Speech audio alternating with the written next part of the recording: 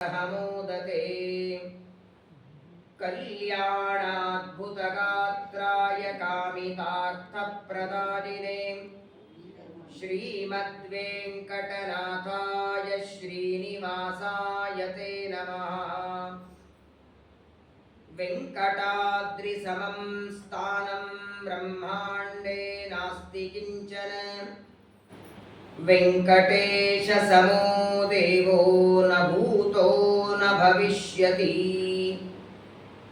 ब्रह्मरुद्रादिवन्द्यं त्वां भजे वेङ्कटनायकं निवारयस्व अनिष्टानि सादरेष्टानि माधव।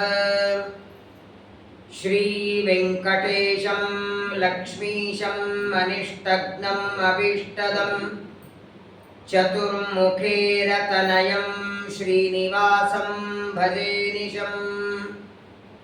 अभ्रमं भङ्गरहितम् अजडं विमलं सदा आनन्दतीर्थमतुलं भजे तापत्रयापहम्। आपादमौलिपर्यन्तं गुरूणामाकृतिं स्मरेत् तेन विघ्नाः प्रणश्यन्ति सिद्ध्यन्ति च मनोरथाः। श्रीगुरुभ्यो नमः। गच्छामि राजेन्द्रसभां सभासदैः सम्पूर्णसर्वार्थविशारदैर्युताम् आकाशराजस्य पुरीं सुरोत्तमैः संस्तूयमानां च रमाविगूहिताम्। स्वस्त्यस्तु सताम् अशेषसन्मङ्गलानि भवन्तु। श्लोकैकश्रवणपठनमात्रेण कथावक्तुश्च श्रोतॄणाम् निखिलकलिकतकल्मषापनूतनपटुतरे मोक्षाद्यखिलपुरुषार्थसाधनीभूते भविष्योत्तरपुराणे वेङ्कटेशमाहात्म्ये यत्किञ्चित् पूर्वोक्तप्रमेयानुवादः। हरिः ओं हरिः ओं हरिः ओं।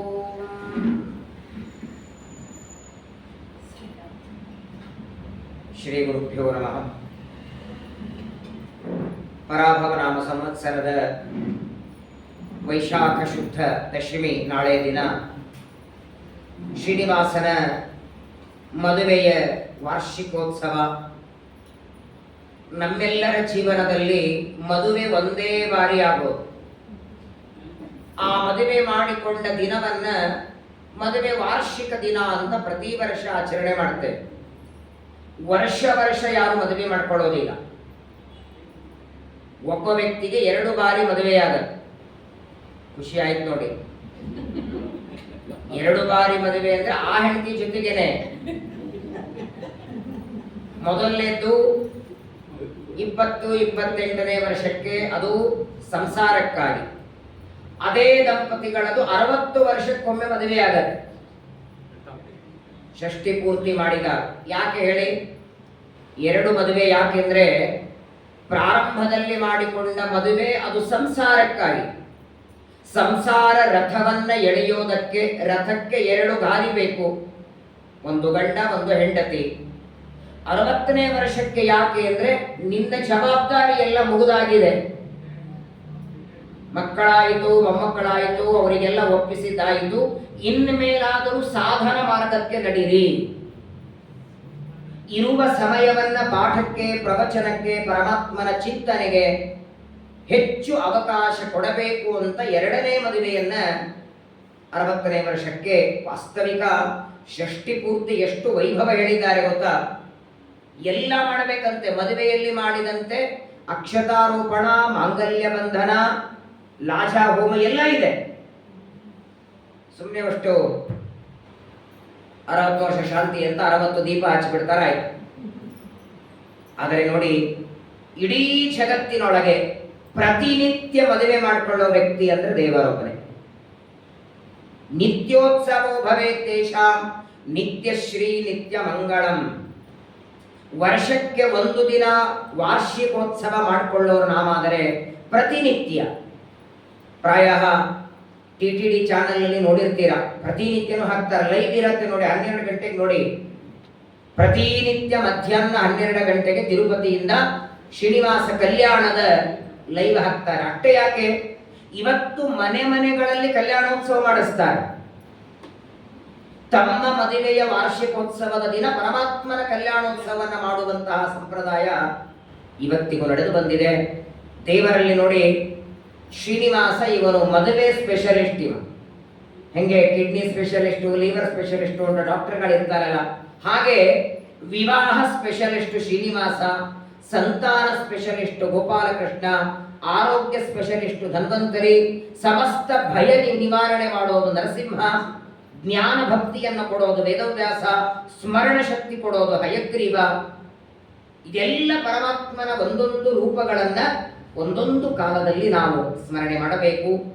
ಈ ಸಂದರ್ಭದಲ್ಲಿ ಕಳೆದ 4-5 ದಿನಗಳಿಂದ ಶ್ರೀನಿವಾಸನ ಚರಿತ್ರೆ ಕೇಳ್ತಾ ಇದ್ದೇವೆ.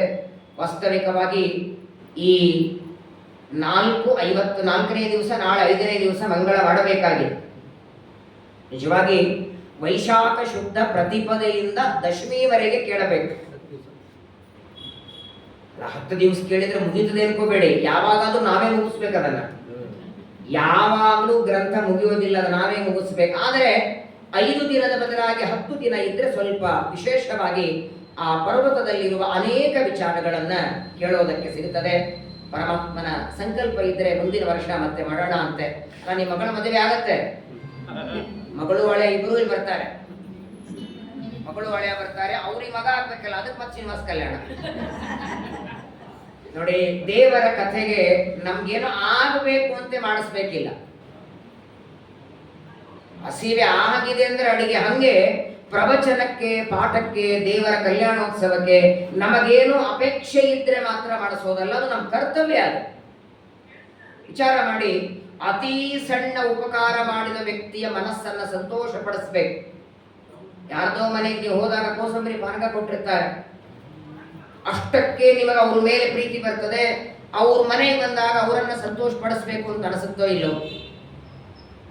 ಮತ್ತೆ ಒಂದು ಕೋಸಂಬರಿ ಪಾನಕ ಕೊಟ್ಟವರು ಬಂದ್ರೇನೆ ಅವರಿಗೆಲ್ಲ ಏನೋ ಮಾಡಬೇಕು ಅಂತ ಅಪೇಕ್ಷೆ ಇರ್ತದೆ.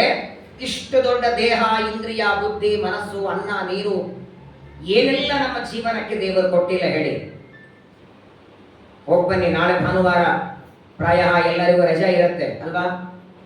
ಇಲ್ವಾ? ನಾಳೆ ಬೆಳಗ್ಗೆ ಬೇಗ ಸ್ನಾನ ಪೂಜೆ ಮಾಡಿ ಊಟ ಮಾಡಿ ಹೀಗೆ ಒಂದು ರೌಂಡ್ ಕಬ್ಬನ್ ಪಾರ್ಕಕ್ಕೆ ಹೋಗ್ಬನ್ನಿ. ಎಷ್ಟು ಜನ ಫುಟ್ಪಾತ್ ಮೇಲೆ ಕೂತಿರ್ತಾರೆ. ಎಷ್ಟೋ ಜನರಿಗೆ ಊಟಕ್ಕೆ ಅನ್ನ ಇಲ್ಲ, ಉಡೋದಕ್ಕೆ ಬಟ್ಟೆ ಇಲ್ಲ, ಮಲಗೋದಕ್ಕೆ ಮನೆ ಇಲ್ಲ, ಕೈ ಚಾಚಿ ಬೀಳ್ತಿರ್ತಾರೆ. ಅವರನ್ನೆಲ್ಲ ನೋಡಿ ಮನೆಗೆ ಬಂದು ಒಂದು ನಮಸ್ಕಾರ ಹಾಕಿ ದೇವರಿಗೆ, ಚೆನ್ನಾಗಿಟ್ಟಿದ್ದಿ ದೇವರ, ನನಗೆ ಒಳ್ಳೆ ಫ್ಯಾನು, AC, ಕೂಲರ್ ಮೇಲೆ ಕೂತ್ಕೊಂಡು ಚೆನ್ನಾಗಿ ಊಟ ಮಾಡ್ಕೊಂಡು ಆರೋಗ್ಯವಾಗಿದ್ದೀವಿ. ದೇವರು ಮಾಡಿದ ದೊಡ್ಡ ಅನುಗ್ರಹ. ನೋಡಿ, ಪ್ರಪಂಚದೊಳಗೆ ದೊಡ್ಡ ಶ್ರೀಮಂತ ಅಂದ್ರೆ ಸ್ವಂತ ಮನೆ ಇದ್ದವ, ಮನೆ ಮುಂದೆ ಕಾರ್ ಇದ್ದವ, ಅಥವಾ ಇನ್ನೇನೋ ಬೆಳ್ಳಿ ಬಂಗಾರ ಇದ್ದವಲ್ಲ.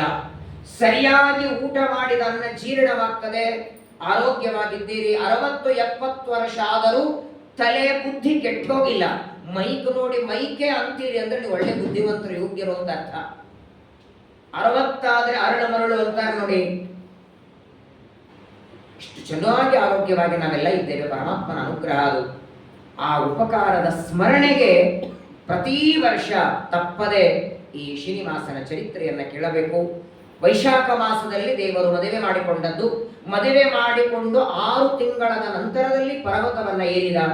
ಹಾಗಾಗಿ ಆಶ್ವಿನ ಮಾಸದಲ್ಲಿ ಬ್ರಹ್ಮೋತ್ಸವವನ್ನ ತಿರುಮಲದಲ್ಲಿ ಆಚರಣೆ ಮಾಡ್ತಾರೆ. ಅಂತಹ ಜಗದೊಡೆಯನಾದ ತಾನು ಮದುವೆ ಮಾಡಿಕೊಂಡು ತನ್ನ ಮದುವೆಯ ಕಥೆಯನ್ನ ಯಾರು ಸ್ಮರಣೆ ಮಾಡ್ತಾರೆ, ಯಾರು ಪ್ರವಚನದಲ್ಲಿ ಕೇಳ್ತಾರೆ, ಅವರಿಗೂ ಮದುವೆಯ ಭಾಗ್ಯವನ್ನ ಕೊಡಬೇಕು ಅಂತ ಪ್ರತಿನಿತ್ಯ ವಿವಾಹವನ್ನ ದೇವರು ಮಾಡಿಕೊಡ್ತಾನೆ. ಅಂತಹ ಶ್ರೀನಿವಾಸ ಮನುಷ್ಯ ರೂಪದಿಂದ ಆ ವೆಂಕಟಾಚಲದಲ್ಲಿ ಸಂಚಾರ ಮಾಡುತ್ತಿದ್ದ. ಚೋಳರಾಜನ ಸೇವಕ ಕೊಡ್ಲೆಯಿಂದ ತಲೆ ಹೊಡೆದಿದ್ದಾನೆ, ಗಾಯ ಆಗಿದೆ. ಆ ಗಾಯಕ್ಕೆ ಔಷಧವನ್ನ ತರೋದಕ್ಕೆ ನಸಿಕಿನ ಜಾವ 4 ಗಂಟೆಗೆ ಶ್ರೀನಿವಾಸ ಹೊರಟಿದ್ದಾನೆ. ಆ ವೆಂಕಟಾಚಲದಲ್ಲಿ ಹತ್ತಿ ಹಾಲನ್ನ ತಲೆಗೆ ಹಚ್ಕೊಳ್ಬೇಕು, ಬೃಹಸ್ಪತಿಗಳು ಹೇಳಿದ್ದಾರೆ. ಔಷಧವನ್ನ ಹುಡುಕುವಾಗ ವರಾಹ ದೇವರ ಭೇಟಿಯಾಯಿತು. ವರಾಹದೇವರು ಬಕುಲಾದೇವಿಯನ್ನ ಹಿಂದಿನ ಜನ್ಮದಲ್ಲಿ ಪರಮಾತ್ಮನನ್ನ ಆಡಿಸಿದ ಯಶೋದೆ ಬಕುಲ ಮಾಲೆಯಾಗಿ ಮತ್ತೆ ಶ್ರೀನಿವಾಸನ ಸೇವೆಗೆ ಬಂದಿದ್ದಾರೆ. ಬಕುಲ ಮಾಲೆಯನ್ನು ವರಾಹದೇವರು ಕೊಡುತ್ತಾರೆ. ಹುತ್ತಿನಲ್ಲಿ ವಾಸ ಮಾಡುವುದಕ್ಕೆ ಅವಕಾಶವನ್ನು ಕೊಟ್ಟಿದ್ದಾರೆ. ಪ್ರತಿನಿತ್ಯ ಉತ್ತಮವಾದ ಅಡಿಗೆಯನ್ನು ಮಾಡಿ ಶ್ರೀನಿವಾಸನಿಗೆ ನೈವೇದ್ಯವನ್ನ ಊಟವನ್ನ ಮಾಡಿಸ್ತಾ ಇದ್ದಾಳೆ. ಒಂದು ದಿನ ಬೇಟೆಯಾಡುವ ಅಪೇಕ್ಷೆ ಬಂತು ದೇವರಿಗೆ. ಜಗತ್ತನ್ನೇ ಬೇಟೆಯಾಡುವ ಪರಮಾತ್ಮ ಕುದುರೆ ಮೇಲೆ ಕೂತ್ಕೊಂಡಿದ್ದಾನೆ. 15 ಮೊಳದ ಪಂಚೆ. ಇವತ್ತಿಗೂ ತಿರುಪತಿಯಲ್ಲಿ ಶ್ರೀನಿವಾಸನಿಗೆ ಉಡಿಸುವ ವಸ್ತ್ರ 15 ಮೊಳದ. ನೀವು ವಸ್ತ್ರ ಸೇವಾ ಮಾಡಿಸ್ತೇವೆ ಅಂತ ಇಲ್ಲಿ ಚಿಕ್ಕಪೇಟೆಯಿಂದ ಮಡೆ ತಗೊಂಡು ಹೋದ್ರೆ ಉಡಿಸೋದೇ ಇಲ್ಲ. ಅವರು ಅವರಿಗೇ ದುಡ್ಡು ಕೊಡಬೇಕು, ಮೊದಲು ಹೇಳಬೇಕು, ಅದಕ್ಕಿಷ್ಟು ಅಂತ ಸಮಯ, ಅದನ್ನ ಹೇಳಿ ಮಾಡಿಸ್ತಾರೆ ಆ ವಸ್ತ್ರವನ್ನ. ಪ್ರಾಯ ಉತ್ತರಾದಿ ಮಠದ ಸ್ವಾಮಿಗಳ ಪೂಜೆ ಮಾಡುವಾಗ ನೈವೇದ್ಯ ಕಾಲದಲ್ಲಿ ಹಿಡಿದಿರ್ತಾರೆ ನೋಡಿ ಮಡೆ, ಅದು ಶ್ರೀನಿವಾಸನಿಗೆ ಉಡಿಸುವ ಮಡೆ. ಸ್ವಾಮಿಗಳಿಗೆ ಯಾವಾಗ ಅದನ್ನ ಹೊತ್ಸ್ತಾರೆ ಅದನ್ನು ದೊಡ್ಡ ಇಲ್ಲಿಂದ ಅಲ್ಲಿವರೆಗೆ ವಿಚಾರ ಮಾಡಿ 15 ಮೊಳ ಉಡಿಸೋದಕ್ಕೆ 7 ಮೊಳ ಹೊದಕೋದಕ್ಕೆ. ಮನೆ ಫ್ಯಾಮಿಲಿ ಇದ್ದವರೆಲ್ಲ ಉಟ್ಕೋಬಹುದು ಅದರಲ್ಲಿ. ಅಷ್ಟು ದೊಡ್ಡದಾದಂತಹ ಮಡಿಯನ್ನು ಉಟ್ಟುಕೊಂಡು ಅಲಂಕಾರ ಮಾಡಿಕೊಂಡು ಬೇಟೆಗೆ ಹೋಗಿದ್ದಾನೆ. ಸರಸದಿ ಬೇಟೆಯ ಆಡದ ಬಗೆ, ಸರಸಿ ಜಾಕ್ಷಳ ಕಂಡ ಬಗೆ. ಜಗತ್ತಿನ ಒಡೆಯನಾದ ಪರಮಾತ್ಮನಿಗೆ ಯಾರಿಂದಲೂ ಅಪೇಕ್ಷೆ ಇಲ್ಲವನಿಗೆ. ಯಾವುದೇ ವಸ್ತು ನೋಡಿ ಮೋಹ ಇಲ್ಲ ಪರಮಾತ್ಮನಿಗೆ. ಆದರೂ ತೋರಿಸ್ತಾರೆ ನೋಡಿ. ಬೇಟೆಗೆ ಶ್ರೀನಿವಾಸ ಅರಣ್ಯಕ್ಕೆ ಬಂದಿದ್ದಾನೆ. ದೊಡ್ಡದಾದ ಆನೆಯನ್ನ ನೋಡಿದ. ಆನೆಯ ಬೆನ್ನು ಹತ್ತುತ್ತಾನೆ. ಆನೆ ನಮಸ್ಕಾರ ಮಾಡಿ ಅಲ್ಲಿಂದ ಅದೃಶ್ಯವಾಗಿ ಹೋಯಿತು. ಆ ಪರಮಾತ್ಮನ ಕಣ್ಣಿಗೆ ಅನೇಕ ಜನ ಕನ್ನಿಯರು ಕಾಣಿಸಿದ್ದಾರೆ. ಅವರೆಲ್ಲ ಯಾರು? ಆಕಾಶರಾಜನ ಮಕ್ಕಳು. ಆಕಾಶರಾಜನ ಮಗಳು ಪದ್ಮಾವತಿ, ಅವರ ಗೆಳತಿಯರು. ಆಕಾಶರಾಜ ಯಾರು? ನಾನು ಹಿಂದೆ ಹೇಳಿದ್ದೇನೆ. ಆ ಪರ್ವತಕ್ಕೆ ವೆಂಕಟಾಚಲ ಅಂತ ಹೆಸರು ಬರೋದಕ್ಕೆ ಯಾವ ಪುರಂದರ ಬ್ರಾಹ್ಮಣನ ಕಥೆ ಕೇಳಿರಿ. ಪುರಂದರ ಮಗನಾದ ಮಾಧವ ಕುಂತಲೆಯ ಸಂಗ ಮಾಡಿ ಮಹಾಪಾಪವನ್ನ ಮಾಡಿ ಕೊನೆಗೆ ಕಪಿಲ ತೀರ್ಥದಲ್ಲಿ ಮಾಡಿದ ಶ್ರಾದ್ದ, ಸಜ್ಜನರ ಜೊತೆಗೆ ಮಾಡಿದ ಯಾತ್ರೆ, ಅದರ ಫಲವಾಗಿ ಆಕಾಶರಾಜ ಆಗಿ ಹುಟ್ಟಿದ್ದಾನೆ. ಚಂದ್ರವಂಶದಲ್ಲಿ ಸುವೀರ ಅಂತ ರಾಜ, ಅವನ ಮಗ ಸುಧರ್ಮ. ಅವನಿಗೆ 2 ಮಕ್ಕಳು. ಹಿರಿಯವನು ಆಕಾಶರಾಜ, ಸಣ್ಣವನು ತೋಂಡಮಾನ. ನೋಡಿ ಹೆಂಗಿದೆ. ಸಾಮಾನ್ಯವಾಗಿ ಗಂಡ ಹೆಂಡತಿ ಹೆಸರು ಹೋಲಿಕೆ ಇರುತ್ತದೆ, ಗಂಡನಿಗೂ ಹೆಂಡತಿಗೂ. ಇವರಿಬ್ಬರ ಹೆಸರೇನು ನೋಡಿ. ಗಂಡನ ಹೆಸರು ಆಕಾಶರಾಜ, ಹೆಂಡತಿ ಧರಣಿ. ಧರಣಿ ಅಂದ್ರೆ ನಾವು ಯಾವುದು 2 ಕಲಿಯೋದಿಲ್ಲ ಅಲ್ಲಿ ದೃಷ್ಟಾಂತ ಹೇಳಿ, ಅಯ್ಯೋ ನಾವು ಅಜಗಜಾಂತರ, ಅವ್ರ ಆಕಾಶ, ನಾವು ಭೂಮಿ ಅಂತೀವಿ. ಯಾವುದು ಅಸಾಧ್ಯವೋ ಆಗ ಇದರ ದೃಷ್ಟಾಂತ ಕೊಡ್ತೀವಿ. ಆದ್ರೆ ಅವರಿಬ್ಬರು ಗಂಡ ಹೆಂಡತಿಲಿ. ಆಕಾಶರಾಜ ಗಂಡ, ಧರಣಿದೇವಿ ಹೆಂಡತಿ.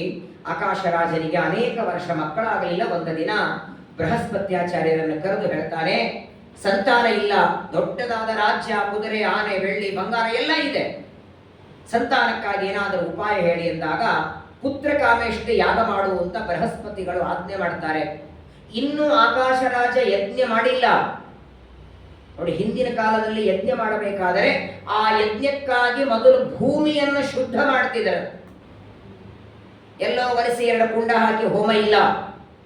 ಯಜ್ಞವನ್ನ ಮಾಡುವುದಕ್ಕೆ ಬಂಗಾರದ ನೇಗಿಲವನ್ನ ತಗೊಂಡು ಭೂಮಿಯನ್ನ ಅಗಿಯುವಾಗ 1000 ದಳದ ಪದ್ಮದಲ್ಲಿ ಒಂದು ಹೆಣ್ಣು ಮಗು ಸಿಕ್ಕಿತು. ಯಜ್ಞ ಮಾಡುವಾಗಲೇನೆ. ಇನ್ನು ಯಜ್ಞ ಮಾಡಿ ಸಂತಾನ ಪಡಿಬೇಕಾಗಿತ್ತು. ಯಜ್ಞಕ್ಕಾಗಿ ಭೂಮಿಯನ್ನು ಶುದ್ಧ ಮಾಡುವಾಗ ಒಂದು ಮಗು ಬಂತು. ಆದರೆ ಆ ಮಗುವನ್ನು ತಗೊಳ್ಳೋದಕ್ಕೆ ಆಕಾಶರಾಜನಿಗೆ ಭಯ ಆಯಿತು. ಯಾರ್ದೋ ಏನೋ, ಇನ್ನೊಬ್ಬರ ವಸ್ತುವನ್ನು ತಗೊಳ್ಳೋದಕ್ಕೆ ಭಯ ಆಗತ್ತಲ್ವಾ. ಅಲ್ಲೊಂದು 500 ರೂಪಾಯಿ ನೋಟ್ ಬಿದ್ದಿದ್ರೆ ಏನ್ ಮಾಡ್ತೀರಿ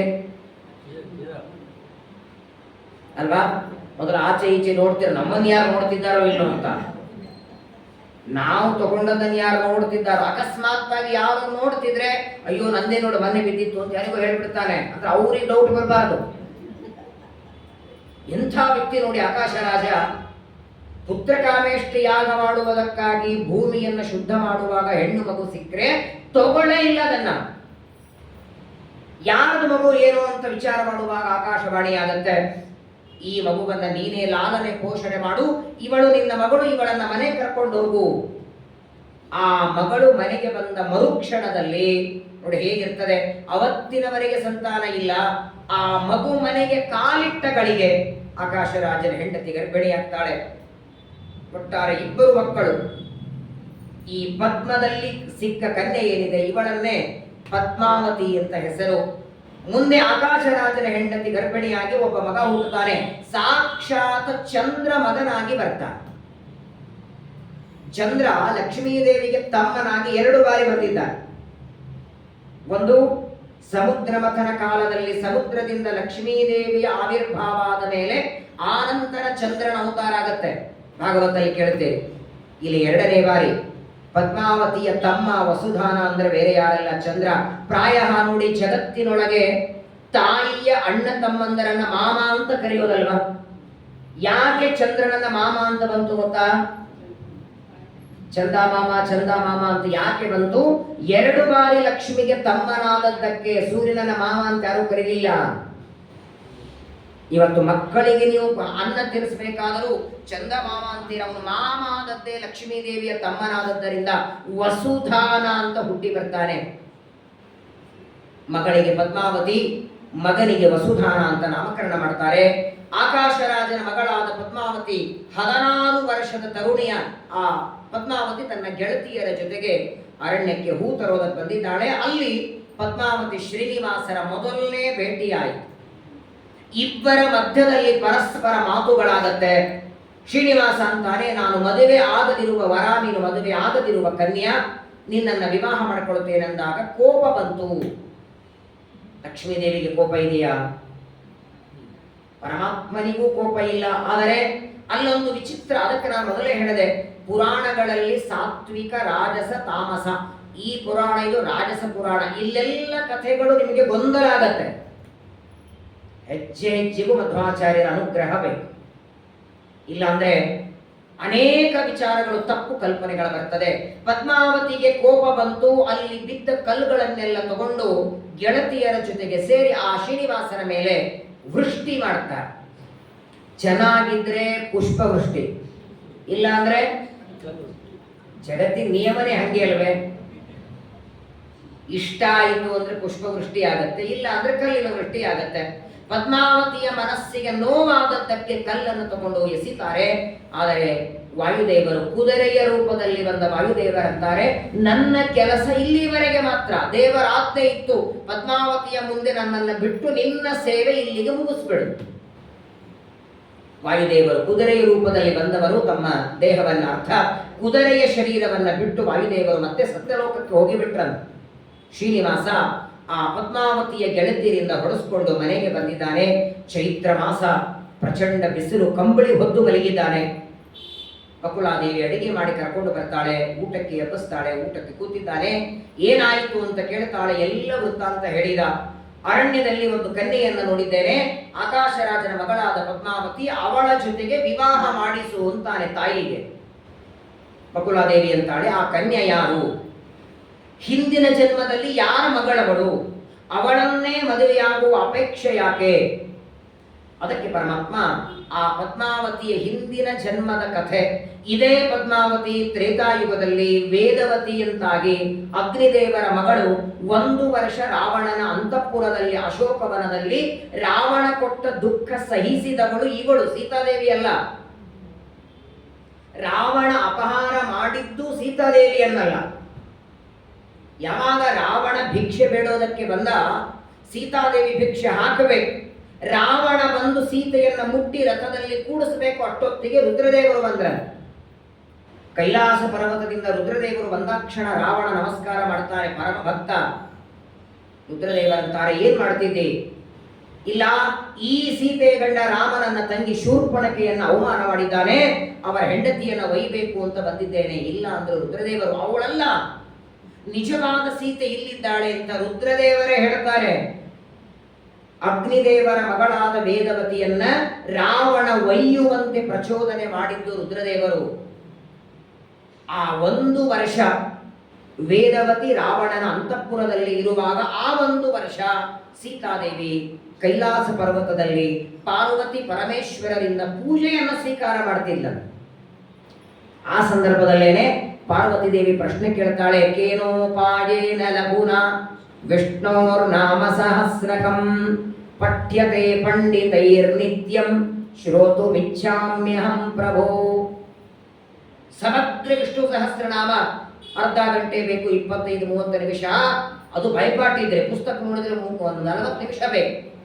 ಆದರೆ ಇಡೀ ಸಹಸ್ರನಾಮ ಸ್ತೋತ್ರ ಮಾಡಿದ ಪುಣ್ಯ ಅತೀ ಸಣ್ಣದಾದ ನಾಮಸ್ಮರಣೆಯಿಂದ ಬರುತ್ತಾ ಅಂತ ಪಾರ್ವತಿ ಕೇಳ್ತಾಳೆ. ಆಗಲೇ ರುದ್ರದೇವರು ಹೇಳಿದ್ದು ಶ್ರೀರಾಮ ರಾಮ ರಾಮೇತಿ ರಮೇ ರಾಮೇ ಮನೋರಮೇ ಸಹಸ್ರ ನಾಮ ತತ್ತುಲ್ಯಂ ರಾಮ ರಾಮ ವರಾನನೆ. ಸಹಸ್ರನಾಮ, 1000 ನಾಮದ ವಿಷ್ಣು ಸಹಸ್ರನಾಮದ ಪಾರಾಯಣದ ಪುಣ್ಯ ಒಂದು ಬಾರಿ ರಾಮ ಅಂದ್ರೆ ಬರ್ತದೆ. ರಾಮ ಎಂಬ ಅಕ್ಷರದೊಳಗೆ ಸಮಗ್ರ ವಿಷ್ಣು ಸಹಸ್ರನಾಮ ಅಡಗಿದೆ. ಹಾಗಾಗಿ ಆ ರಾವಣನ ಅಶೋಕವನದಲ್ಲಿ ಯಾವ ವೇದವತಿ ಇದ್ದಾಳೆ, ವಾಸ್ತವಿಕವಾಗಿ ರಾವಣನ ಮರಣಕ್ಕೆ ಮೂಲ ಕಾರಣ ಈ ವೇದವತಿಯ ಶಾಪ. ರಾಮಾಯಣ ಹೇಳುತ್ತದೆ, ವೇದವತಿಯ ಶಾಪದಿಂದ ಮುಂದೆ ರಾಮನಿಂದ ಹೊಡೆಸ್ಕೊಂಡು ಸಾಯ್ತಾನೆ. ಅದೇ ವೇದವತಿ ಈಗ ಪದ್ಮಾವತಿಯಾಗಿ ಆಕಾಶರಾಜನ ಮಗಳಾಗಿ ಹುಟ್ಟಿದ್ದಾಳೆ. ಅವಳ ವಿವಾಹವನ್ನ ಮಾಡಿಸು ಅಂತ ಹೇಳಿದ. ಇಷ್ಟೆಲ್ಲ ಮಾತು ಊಟ ಮಾಡ್ತಾ ಮುಗಿಸ್ಬಿಟ್ಟ ದೇವರು. ಬೇಟೆಗೆ ಹೋಗಿದ್ದ, ಬೇಟೆಯಿಂದ ಬಂದ, ಒಳ್ಳೆ ಸುಭಕ್ಷ್ಯ ಅಡಿಗೆ ಮಾಡಿದ್ಲು, ಊಟ ಮಾಡ್ತಾನೆ. ಬಕುಲಾದೇವಿ ತಾಯಿ ಕೇಳ್ತಾಳೆ, ಪದ್ಮಾವತಿಯ ಮನೆಗೆ ಹೋಗುವ ದಾರಿ ಹೇಳುವನು. ಪರಮಾತ್ಮ ದಾರಿ ಹೇಳಿದ. ಇಲ್ಲಿಂದ ಕೆಳಗೆ ಇಳಿದ ಮೇಲೆ ಕಪಿಲ ತೀರ್ಥ, ಅಲ್ಲಿ ಸ್ನಾನ ಮಾಡು. ಅಲ್ಲಿಂದ ಪದ್ಮ ಸರೋವರಕ್ಕೆ ಹೋಗಿ ಅಲ್ಲಿ ಸ್ನಾನ ಮಾಡು. ಅಲ್ಲಿಂದ ಮುಂದೆ ಹೋದರೆ ಅಗಸ್ತೇಶ್ವರ ದೇವಾಲಯ ಬರುತ್ತದೆ. ಅಲ್ಲಿ ಹೋಗಿ ನೀನು ಯಾರಿಗೆ ಕೇಳಿದರೂ ಪದ್ಮಾವತಿಯ ಮನೆ ತೋರಿಸ್ತಾರೆ. ಆಗಲಿ ಅಂತ ಬಕುಲಾದೇವಿ ಊಟ ಮಾಡಿ ಪರ್ವತದಿಂದ ಇಳಿತಾ ಇದ್ದಾಳೆ. ತುಂಬಾ ಬಿಸಿಲು. ಆದರೂ ಮಗನ ಮದುವೆ ಮಾಡಬೇಕಲ್ಲ. ಆ ಮಗನ ಮದುವೆಯಲ್ಲಿ ಅಷ್ಟು ಬಿಸಿಲಿದ್ರೂ ಕೂಡ ಪರ್ವತದಿಂದ ಕೆಳಗಿಳಿದು ಮೊದಲು ಕಪಿಲ ತೀರ್ಥದಲ್ಲಿ ಸ್ನಾನ ಮಾಡ್ತಾಳೆ. ಅಲ್ಲಿ ಕಪಿಲೇಶ್ವರನಿಗೆ ಪ್ರಾರ್ಥನೆ ಮಾಡಿಕೊಳ್ತಾಳೆ ಬಕುಲಾದೇವಿ, ನನ್ನ ಮಗ ಶ್ರೀನಿವಾಸ ಪದ್ಮಾವತಿಯ ವಿವಾಹ ಮಾಡಿಕೊಳ್ತಾನೆ, ಆ ಮದುವೆಗೆ ಯಾವ ವಿಘ್ನಗಳು ಬರದೇ ಇದ್ದಾಗ ಆಶೀರ್ವಾದ ಮಾಡು ಅಂತಾಳೆ. ಅಲ್ಲಿಂದ ಪದ್ಮ ಸರೋವರಕ್ಕೆ ಬರ್ತಾಳೆ, ತಿರುಚಾನೂರು. ಅಲ್ಲಿ ಸ್ನಾನ ಮಾಡ್ತಾಳೆ. ಅಲ್ಲಿಂದ ಅಗಸ್ತೇಶ್ವರ ದೇವಾಲಯ. ಶ್ರೀನಿವಾಸ ಹೇಳಿದ ಮಾರ್ಗದಿಂದ ಬಂದಿದ್ದಾಳೆ. ಆದರೆ ಅಗಸ್ತೇಶ್ವರ ದೇವಾಲಯದಲ್ಲಿ ಬಂದು ಯಾರಿಗಾರ ಕೇಳೋಣ ಅಂದ್ರೆ ಬಕುಲಾದೇವಿ ಅಲ್ಲಿ ಬರೋದರ ಒಳಗಾಗಿ 100 ಜನ ವಿದ್ವಾಂಸರು ರುದ್ರ ಪಾರಾಯಣ ಮಾಡ್ತಿದ್ದಾರೆ. ಅಗಸ್ತೇಶ್ವರನಿಗೆ ಏಕಾದಶ ರುದ್ರದಿಂದ ಅಭಿಷೇಕ ನಡೀತಿದೆ. ಈ ಕಡೆ ಬ್ರಾಹ್ಮಣರು, ಆ ಕಡೆ ಬ್ರಾಹ್ಮಣ ಸುವಾಸನಿಯರು ಕೂತಿದ್ದಾರೆ. ಬಕುಲಾದೇವಿ ಅಂತಾಳೆ, ಇಷ್ಟು ಜನ ಇದ್ದಾರೆ, ಯಾರಿಗೆ ಕೇಳಬೇಕೀಗ? ಆಕಾಶರಾಜನ ಮನೆಯಲ್ಲಿದೆ ಅಂತ ಯಾರಿಗೆ ಕೇಳೋಣ? ಆ ಎಲ್ಲ ಸುಮಂಗಲಿಯರು ಕೂತಿದ್ದಾರೆ, ಅದರಲ್ಲಿ ಒಬ್ಬರಿಗೆ ಕೇಳ್ತಾಳೆ, ನನಗೆ ಆಕಾಶರಾಜನ ಮನೆಗೆ ಹೋಗಬೇಕಾಗಿದೆ, ಯಾವ ಮಾರ್ಗದಿಂದ ಹೇಗೆ ಹೋಗಲಿ ಎಂದಾಗ ಅಲ್ಲಿ ನೆರೆದ ಸ್ತ್ರೀಯರಂತಾರೆ, ನಿಮಗೆ ನಾವು ಮಾರ್ಗ ತೋರಿಸೋದಿಲ್ಲ, ಇಲ್ಲಿ ಕೂತ್ಕೊಳ್ಳಿ, ಈ ರುದ್ರಾಭಿಷೇಕ ಆದ ಮೇಲೆ ನಾವು ನಿಮ್ಮನ್ನು ಅಲ್ಲೇ ಕರ್ಕೊಂಡು ಹೋಗ್ತೇವೆ. ನಾವೆಲ್ಲ ಆಕಾಶರಾಜನ ಸೇವಕರು. ಆಕಾಶರಾಜನ ಮಗಳಾದ ಪದ್ಮಾವತಿಗೆ ತುಂಬ ಜ್ವರ. ಆ ಜ್ವರದ ಪರಿಹಾರಕ್ಕೆ ಏನು ಔಷಧ ಕೊಟ್ಟರು ಕಮ್ಮಿಯಾಗಲಿಲ್ಲ. ಅದಕ್ಕೆ ಗುರುಗಳು ಏಕಾದಶ ರುದ್ರಾಭಿಷೇಕ ಮಾಡಿಸಿ ಅಂದದಕ್ಕೆ ಬಂದಿದ್ದೇವೆ, ಅಭಿಷೇಕ ಮುಗಿಸ್ಕೊಂಡು ನಾವು ನಿಮ್ಮನ್ನ ಕರ್ಕೊಂಡು ಹೋಗ್ತೇವೆ. ಬಕುಲಾದೇವಿ ಎಂದು ಸುಮ್ಮನೆ ಎಡಕ್ಕೆ ಹೋಗು ಬಲಕ್ಕೆ ಹೋಗು ಅನ್ನೋದಕ್ಕಿಂತ ಕೂತ್ರೆ ಒಳ್ಳೇದಲ್ಲ. Home to home delivery. ಅವ್ರ ಜೊತೆ ಕೂತ್ರೆ ನೇರವಾಗಿ ಹೋಗ್ಬೋದು. ಮತ್ತೆ 2ನೇ ಕ್ರಾಸು 3ನೇ ಕ್ರಾಸು ಅಂತ 4 ನಾನು ಬೇಕು, 4ನೇ ಕ್ರಾಸಿಗೆ ನೀವು ಹೋಗ್ಬೇಕು, ಮತ್ತೆ ಮನೆ ಸಿಕ್ಕಿಲ್ಲ ಆಚಾರ್ಯ ಮತ್ತೆ ಫೋನ್ ಮಾಡಬೇಕು, ಎಷ್ಟು ಗೊಂದಲ ನೋಡಿ. ಅದರ ಬದಲು ಆಯಿತು ಅಂತ ಬಕುಲಾದೇವಿ ಅಭಿಷೇಕ ಆಗುವವರೆಗೆ ಕೂತಿದ್ದಾಳೆ. ಇದು ಬೇಕಾಗಿತ್ತು ದೇವರಿಗೆ. ಅಲ್ಲಿ ನೆರೆದ ಸ್ತ್ರೀಯರು ಯಾರಾದರೂ ದಾರಿ ತೋರಿಸಬಹುದಾಗಿತ್ತಲ್ಲ. ಇಲ್ಲಿಂದ ಎಡಕ್ಕೆ ಹೋಗಿ ಬಲಕ್ಕೆ ಹೋಗು, ಆಕಾಶರಾಜನ ಅರಮನೆ ಕಾಣಿಸ್ತದೆ ಅಂತಿಲ್ಲ. ಅವರು ಅಲ್ಲಿ ಕೂಡಿಸ್ಕೊಳ್ಬೇಕು ಅವಳನ್ನ. ಯಾಕಂದ್ರೆ ಈ ಗ್ಯಾಪ್ ಒಳಗೆ ಒಂದು ಕೆಲಸ ದೇವರು ಮಾಡಬೇಕಾಗಿದೆ. ಸರ್ವಜ್ಞನಾದ ಪರಮಾತ್ಮ ತಾನೇನ ಸಂಕಲ್ಪ ಮಾಡ್ತಾನೆ ನೋಡಿ. ಪ್ರಾಯ ದೇವತೆಗಳು ಮಾಡಿದ ಸಂಕಲ್ಪನೆ ದೇವರು ಪೂರ್ಣ ಮಾಡ್ತಾನೆ. ಇಂದಿರಾಪತಿ ಇವರ ಮುಂದೆ ಕುಡಿವನು, ಇವರ ಅಂದ ವಚನವ ನಿಜಕ್ಕೆ ತಂದು ತೋರ್ಪನು. ವಿಜಯದಾಸರ ಬಗ್ಗೆ ಹೇಳುತ್ತಾರೆ. ವಿಜಯದಾಸರು ಪುರಂದರದಾಸರು ಇವರೇನು ಆಡಿದ ಮಾತನ್ನೇ ಸತ್ಯ ಮಾಡಬೇಕಾದರೆ ಇದು ತಾನೇ ಮಾಡಿದ ಸಂಕಲ್ಪ. ವಿಚಾರ ಮಾಡ್ತಾನೆ ಶ್ರೀನಿವಾಸ, ಅಲ್ಲ ತಾಯಿಯನ್ನೇನೋ ಕಳಿಸ್ಕೊಟ್ಟೆ ಮದುವೆ ಮಾತಾಡ್ಕೊಂಡ್ ಬರೋದಕ್ಕೆ, ಏನಿದ್ರು ಹೆಣ್ಮಕ್ಕಳಿಂದ ಆಗುವ ಕೆಲಸ ಪೂರ್ಣ ಆಗೋದಿಲ್ಲ. ನಾವು ಅಂತ ಹೇಳಿದ್ರೆ ಅವರು ಒಂದು ಮಾಡ್ತಾರೆ. ಅಕಸ್ಮಾತ್ ಆಗಿ ಹೋಗಿ ತಾಯಿ ಏನೋ ಮಾತಾಡ್ಕೊಂಡು ಬಂದ್ರೆ, ಈಗ ನನ್ನ ತಾಯಿಗೆ ಮೊದಲನೇದು ಮದುವೆಗೆ ಮಾತಾಡ್ಲಿಕ್ಕೆ ಹೋಗಿದ್ದಾಳೆ. ಮದುವೆ ಮಾತುಕತೆ ಅಂದಮೇಲೆ ಯಾರೇ ಇರಲಿ, ತಮ್ಮಿಗೆ ತಾಳಿ ಪಂಚಪಾತ್ರ ದಾನ ಕೊಡಬೇಕಾದ್ರೆ ಆ ವರ ಹುಡುಗ ಏನ್ ಮಾಡ್ತಾನೆ ಅಂತ ಯಾರು ಕೇಳಲ್ಲ. ಕೇಳ್ತೀರಾ? ಅದೇ ಕನ್ಯಾದಾನ ಮಾಡುವಾಗ 100 ಪ್ರಶ್ನೆ ಬರ್ತದೆ. ಹುಡುಗ ಏನ್ ಮಾಡ್ತಾನೆ, ಎಲ್ಲಿ ಕೆಲಸ ಮಾಡ್ತಾನೆ, ಪ್ರೈವೇಟ್ ಜಾಬನೋ ಗೌರ್ಮೆಂಟ್ ಜಾಬನೋ, ಪೆನ್ಷನ್ ಎಷ್ಟು ಬರ್ತದೆ, ಅತ್ತೆ ಮಾವ ಫೋಟೋದಲ್ಲಿದ್ದಾರೋ ಜೀವಂತಿದ್ದಾರೋ. ಪ್ರಾಯ ನೀವು ನೋಡಿ, ಪಕ್ಷ ಮಾಸದಲ್ಲಿ ಅವಿಧವಾನವಮಿ ದಿನ ಶ್ರಾದ್ದಕ್ಕೆ ಮಠಕ್ಕೆ ಬಂದಿರ್ತಾರಲ್ಲ ಮಾಡಿಸ ಹುಡುಗರು ಮಾಡ್ಲಿಕ್ಕೆ, ಆ ಕನ್ಯೆ ನೋಡ್ಲಿಕ್ಕೆ ತಗೊಂಡ್ಬಂದಿರ್ತಾರೆ. ಯಾಕಂದ್ರೆ ಅತ್ತಿ ಇಲ್ಲದ ಮನೆ ಸಿಗ್ತದೆ ಅಂತ ಮಗಳಿಗೆ. ಯಾಕಂದ್ರೆ ಮಗ ಮಾಡ್ಲಿಕ್ಕೆ ಬಂದಿರ್ತಾನಲ್ಲ ಅವಿಧವಾನವಮಿ, ತಾಯಿ ಇಲ್ಲ ಅಂತ ಗೊತ್ತಾಗತ್ತೆ. ಎಷ್ಟೋ ಮದುವೆ ಅಲ್ಲೇ ಫಿಕ್ಸ್ ಆಗ್ತವೆ. ಅತ್ತಿ ಕಾಟ ಮಗಳಿಗೆ ಬೇಡ ಅಂತ ಅವಿಧವಾನವಮಿ ಬಂದಿರ್ತಾರೆ. ಇವತ್ತಿನವರು ಏನೇನೋ ವಿಚಾರಗಳು ಮಾಡಿ ಆ ಮಾತಿನ ಮಧ್ಯದಲ್ಲಿ ಏನ್ ಮಾಡ್ತಾರೆ ನೀ ಮಗ ಅಂತ ಬಕುಲಾದೇವಿಗೆ ಧರಣಿ ದೇವಿ ಕೇಳಿದ್ರೆ ಏನ್ ಹೇಳ್ತಾಳೆ ತಾಯಿ? ಏನ್ ಮಾಡ್ತಾನೆ? ವೆಂಕಟಾಚಲದಲ್ಲಿದ್ದಾನೆ, ಇಷ್ಟು ದಿನ ಆಕಳ ಹಾಲು ಕೊಡ್ತಿತ್ತು, ಕುಡಿತಾ ಇದ್ದ. ಈಗ ಹಾಲು ಕುಡುದು ಅಲ್ರಿ, ಚೆನ್ನಾಗಿ ಕೆಲಸ ಮಾಡೋರಿಗೆ ಕನ್ಯಾ ಕೊಡಲ್ಲ. ಪರ್ವತ ಗುಹೆಗಳ ಕೂತಿದ್ದಾನಂದ್ರೆ ಯಾರಿಗೆ ಕೊಡ್ತಾರೆ ಕನ್ಯಾ? ಹಾಗಾದ್ರೆ ತನ್ನ ತಾಯಿಯಿಂದ ಕೆಲಸ ಆಗಲ್ಲ ಅಂತ ವಿಚಾರ ಮಾಡಿ ತನ್ನ ಕಾರ್ಯತ ಮಾಡದ ಬಗೆ, ಇನ್ನೊಬ್ಬರ ಹೆಸರು ಹೇಳದ ಬಗೆ, ಮುನ್ನ ಮದುವೆ ನಿಶ್ಚಯವಾಗಲು ತನ್ನ ಬೆಳಕು ಕರೆಸಿದ ಬಗೆ ಮಂಗಳಂ ಜಯ ಮಂಗಳಂ ದಾಸರಂತಾರೆ. ದೇವರಿಗೆ ಯಾರ ಮೇಲೆ ವಿಶ್ವಾಸ ಇಲ್ಲ, ತನ್ನ ಮದುವೆ ಕೆಲಸ ತಾನೇ ಮಾಡ್ಕೊಳ್ಬೇಕು. ಮರುಕ್ಷಣದಲ್ಲಿ ಇನ್ನೂ ಬಕುಲಾದೇವಿ ಅಗಸ್ತೇಶ್ವರ ದೇವಾಲಯದಲ್ಲಿ ಆ ಬ್ರಾಹ್ಮಣ ರುದ್ರಾಭಿಷೇಕ ಆಗುವವರೆಗೆ ಕಾಯುತ್ತಿದ್ದಾಳೆ. ಅಷ್ಟರೊಳಗೆ 80 ವರ್ಷದ ಕೊರವಂಜಿಯಾದವಳು ಒಂದು ಸೀರೆ ಬದಲಾಯಿಸ್ಕೊಂಡ್ಬರೋದಕ್ಕೆ ಅರ್ಧ ಗಂಟೆ ಬೇಕು. ಬದಲಾಯಿಸ್ಕೊಂಡ್ಬರೋದಕ್ಕೆ ಕ್ಷಣ ಮಾತ್ರದಲ್ಲಿ ದೇವರ ಹೆಣ್ಣಾಗ್ತಾನೆ. ಅವನು ಹೆಣ್ಣಾದದ್ದು 2 ಬಾರಿ, ಪರಮಾತ್ಮ ಹೆಣ್ಣಾದದ್ದು 2 ಬಾರಿ. ಆದರೆ 2 ಅಪೋಸಿಟ್ ಇದೆ. ಆ ದೇವತೆಗಳಿಗೆ ಅಮೃತ ಕೊಡೋದಕ್ಕೆ ಮೋಹಿನಿ ಅವತಾರ, ಅದು 18 ವರ್ಷ. ಸರಿಯಾಗಿ ಅದಕ್ಕೆ ಅಪೋಸಿಟ್ 80 ವರ್ಷ. 80 ವರ್ಷದ ವಯಸ್ಸಿನ ವೇಷ, ಕೂದಲುಗಳೆಲ್ಲ ಜಡೆಗಟ್ಟಿ ಹೋಗಿದೆ, ಸೀರೆ ಹರಿದು ಹೋಗಿದೆ, ಬ್ರಹ್ಮಾಂಡವನ್ನ ಬುಟ್ಟಿ ಮಾಡಿಕೊಂಡ ಅಂತೆ. ಇಡೀ ಬ್ರಹ್ಮಾಂಡವನ್ನ ಬುಟ್ಟಿ ಮಾಡಿಕೊಂಡು ಚತುರ್ಮುಖ ಬ್ರಹ್ಮದೇವರನ್ನ ಮಗು ಮಾಡಿ ರುದ್ರದೇವರನ್ನ ಕೈಯಲ್ಲಿ ಕೋಲು ಮಾಡುತ್ತಾನೆ. ಆ ಮಗುವನ್ನ ತಲೆ ಮೇಲೆ ಇಟ್ಟುಕೊಂಡು ಓಣಿಯಲ್ಲಿ ಒದರ್ತಾ, ಜೋರಾಗಿ ಒದರ್ತಾ ಬರ್ತಾ ಇದ್ದಾನೆ. ಅನಂತ ಕೋಟಿ ಬ್ರಹ್ಮಾಂಡ ನಾಯಕ ಹೆಣ್ಣಿನ ವೇಷದಲ್ಲಿ ಏನು ಒದರ್ತಿದ್ದ? ಯಾರಿಗೆ ಮದುವೆ ಆಗಿಲ್ಲ ಮದುವೆ ಮಾಡಿಸ್ತೇನೆ, ಯಾರಿಗೆ ಮಕ್ಕಳಿಲ್ಲ ಮಕ್ಕಳ ಮಾಡ್ತೇನೆ, ನಿಮ್ಮ ಹಿಂದಿನ ಮುಂದಿನ ಜನ್ಮದ ಭವಿಷ್ಯ ಹೇಳ್ತೇನೆ, ಬೇಡಿದ್ದು ಕೊಡ್ತೇನೆ, ನೀವೇನು ಇಚ್ಛೆ ಪಡ್ತೀರೋ ನೀವು ನಿಮ್ಮ ಎದುರುಗಡೆ ನಿಂತು ನಿಮ್ಗೆ ಹೇಳ್ತೇನೆ ಕೊಡ್ತೇನೆ ಅಂತ. ನೀವು ಓದಿರೋರು ಯಾರು ಇಲ್ಲ ನಮ್ಮ ಮನೆ ಮುಂದೆ. ನಮ್ಮ ಮನೆ ಮುಂದೆ ಬಂದಿರ್ತಾರೆ ಓದರ್ಲಿ. ಏನಂತ? 3 kg 4 kg ಈರುಳ್ಳಿ $100. ಅದು ನಮ್ಮ ಮನೆ ಮುಂದೆ ನಿಂತಿರ್ತಾನ. ನಾವು ಹೋಗಯ್ಯ ಮುಂದೆ, ನಾವು ತಿನ್ನೋರಲ್ಲ ಅಂದ್ರೂ ಕೇಳಲ್ಲ. 5 kg ಕೊಡ್ತಿದ್ರಿ ಅಂತಾರೆ. ಪಾಪಿ ಉಳಿದವ್ರಿಗೆ 4 ಕೊಡ್ತೀನಿ, ನೀವು ಆಚಾರ 5 ಕೊಡ್ತೀನಿ ಅಂತಾರೆ. ಎಷ್ಟು ಪ್ರೀತಿ ನನ್ನ ಮೇಲೆ ಅವನಿಗೆ. $100 6 kg ತಗೊಳ್ರಿ ಈರುಳ್ಳಿ ಅಂತಾರೆ. ಇಂಥವರೇ ಮೊದಲವರು. ಇಲ್ಲ ಅಂದ್ರೆ ಸ್ಟೋವ್ ರಿಪೇರಿ ಮಾಡ್ತೀವಿ, ಗ್ಯಾಸ್ ರಿಪೇರಿ ಮಾಡ್ತೀವಿ. ಏನ್ರಿ ಆಗಿನ ಜನರ ಪುಣ್ಯ. ಆಕಾಶರಾಜನ ಆ ಅಂತಃಪುರದಲ್ಲಿ, ಅರ್ಥಾತ್ ನಾರಾಯಣ ಪಟ್ಟಣದೊಳಗೆ ಓಣಿಯೊಳಗೆ ಒದರ್ತಾ ಇದ್ದಂತೆ ಪರಮಾತ್ಮ. ಬೇಡಿದ್ದು ಕೊಡ್ತೇನೆ, ನಿಮ್ಮ ಮನಸ್ಸಿನ ಅಪೇಕ್ಷೆ ಪೂರ್ಣ ಮಾಡ್ತೇನೆ. ಆ ಧ್ವನಿ ಕೇಳಿಸಿ ಎಲ್ಲ ಹೆಣ್ಮಕ್ಳು ಹೊರಗೆ ಬಂದಿದ್ದಾರೆ. ಪ್ರಾಯ ನೋಡಿ, ಹೊರಗಡೆ ಮಾರೋದಕ್ಕೇನಾದ್ರೂ ಬಂದ್ರೆ ಮೊದಲು ಹೊರಗೆ ಬರೋರು ಯಾರು? ಅದರಲ್ಲಿಯೂ ಬಂದಿರ್ತಾವಲ್ಲ ಫ್ಯಾಕ್ಟ್ರಿಯಿಂದ ನೀರು ಮಾರಾಟ ಅಂತ 4 ಬುಟ್ಟಿ ಆಲ್ರೆಡಿ ಮನೆಯಾಗಿರ್ತವೆ. 2 ಫಸ್ಟ್ ಫ್ಲೋರಲ್ಲಿ, 3 ಸೆಕೆಂಡ್ ಫ್ಲೋರಲ್ಲಿ, ಎಲ್ಲಾ ರೂಮಲ್ಲಿ 3 ಬಕೆಟ್. ಅಂದ್ರೂ ಬಕೆಟ್ ಬಂದಾಗ ಬನ್ನಿ ಹೋಗೋಣ ಹೊರಗೆ. ಮತ್ತೆ ಅದು ಪಾಪ ಬೈಬಲ್ ಗೆಟ್ಕೊಂಡು ಕೊಡ್ತೀವಿ ಅಂದ್ರೆ ಅಲ್ಲೇ ನಿಂತು ಬಿಡ್ತಾರೆ. ಎಲ್ಲರೂ ಹೊರಗೆ ಬಂದಿದ್ದಾರೆ. ಸಾಮಾನ್ಯವಾಗಿ ಜಗತ್ತೊಳಗೆ ಈ ತರ ಒದರೋರು ಯಾರಿಲ್ಲ. ಬೇಡಿದ್ದು ಕೊಡ್ತೇನೆ, ನಿಮ್ಮ ಹಿಂದಿನ ಮುಂದಿನ ಜನ್ಮದ ಭವಿಷ್ಯ ಹೇಳ್ತೇನೆ ಅಂತಾರೆ. ನೋಡೋದಕ್ಕೂ ಕೊರವಂಜಿ ವಯಸ್ಸಾಗಿದ್ಲು. ಎಲ್ಲರೂ ಬಂದಿದ್ದಾರೆ. ಎಲ್ಲ ಹೆಣ್ಮಕ್ಳಂತಾರೆ, ನೋಡಮ್ಮ ನೀನೇನೋ ನಮ್ಮ ಪುಣ್ಯದಿಂದ ಬಂದಿದ್ದಿ, ಆದರೆ ನೀನೇನು ಹೇಳ್ತಾ ಹೊರಟಿದ್ದೀಯಲ್ಲ, ವಾಸ್ತವಿಕವಾಗಿ ನಮಗೆಲ್ಲ ಸಮಸ್ಯೆಗಳಿದೆ. ಇಲ್ಲಿದ್ದವರು ಎಲ್ಲರಿಗೂ ಸಮಸ್ಯೆ. ಆದರೆ ನಮಗಿರುವ ಸಮಸ್ಯೆಗಿಂತಲೂ 100 ಪಟ್ಟು ಸಮಸ್ಯೆ ನಮ್ಮ ಆಕಾಶರಾಜನ ಹೆಂಡತಿಗೆ. ಮಗಳಿಗೆ ಜ್ವರ ಬಂದು ಹಾಸಿಗೆ ಹಿಡಿದಿದ್ದಾಳೆ, ಊಟ ಮಾಡ್ತಾ ಇಲ್ಲ, ನಿದ್ದೆ ಮಾಡ್ತಾ ಇಲ್ಲ.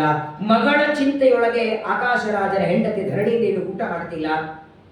ದಯಮಾಡಿ ನಮ್ಮ ರಾಜನ ಅರಮನೆಗೆ ಬರಬೇಕು ಅಂತ ಮೊದಲು ಆ ಊರಿನ ಜನ ಎಲ್ಲ ಬಂದು ಹೇಳಿದ್ರಂತೆ ಧರಣಿದೇವಿಗೆ. ಬದರಿಕಾಶ್ರಮದಿಂದ ಕೊರವಂಜಿ ಬಂದಿದ್ದಾಳೆ, ಒಳ್ಳೆ ನೋಡೋದಕ್ಕೆ ಅವಳ ಮುಖದಲ್ಲಿ ಲಕ್ಷಣ ಇದೆ, ವಯಸ್ಸಾಗಿದೆ. ಅವಳ ಹೇಳುವ ಮಾತು ಕೇಳಿದರೆ ನಿಜವಾಗಿ ನಿನ್ನ ದುಃಖ ದೂರ ಆಗತ್ತೆ, ಅವರನ್ನು ಅರಮನೆಗೆ ಕರೆಸುವಂತ ಬಂದು ಎಲ್ಲ ಗ್ರಾಮದ ಊರಿನ ಜನ ಹೇಳ್ತಾರೆ. ಧರಣಿದೇವಿಯನ್ನು ಕೆಲಸ ಮಾಡಿ ನೀವೇ ಕರ್ಕೊಂಡು ಬನ್ನಿ. ಸರಿ ಅಂತ ಊರಿನ ಜನ ಎಲ್ಲ ಬಂದು ನಮ್ಮ ಆಕಾಶರಾಜನ ಮನೆಗೆ ಬರಬೇಕು ಅಂತ ಕರೆದರೆ ಬರೋದಿಲ್ಲ ಅಲ್ಲಂತೆ. ಕೊರವಂಜಿ ಹೇಳ್ತಾಳೆ, ಓ ನೀವ್ ಯಾಕೆ ಕರಿತಿದ್ದೀರಾ ಗೊತ್ತು, ನನ್ನ ಈ ಸೀರೆ ನೋಡಿ, ನನ್ನ ಬುಟ್ಟಿಯಲ್ಲಿರುವ ಬಡಕ ಮಗುವನ್ನ ನೋಡಿ ಅವಮಾನ ಮಾಡಬೇಕು ಅಂತ ತಾನೆ.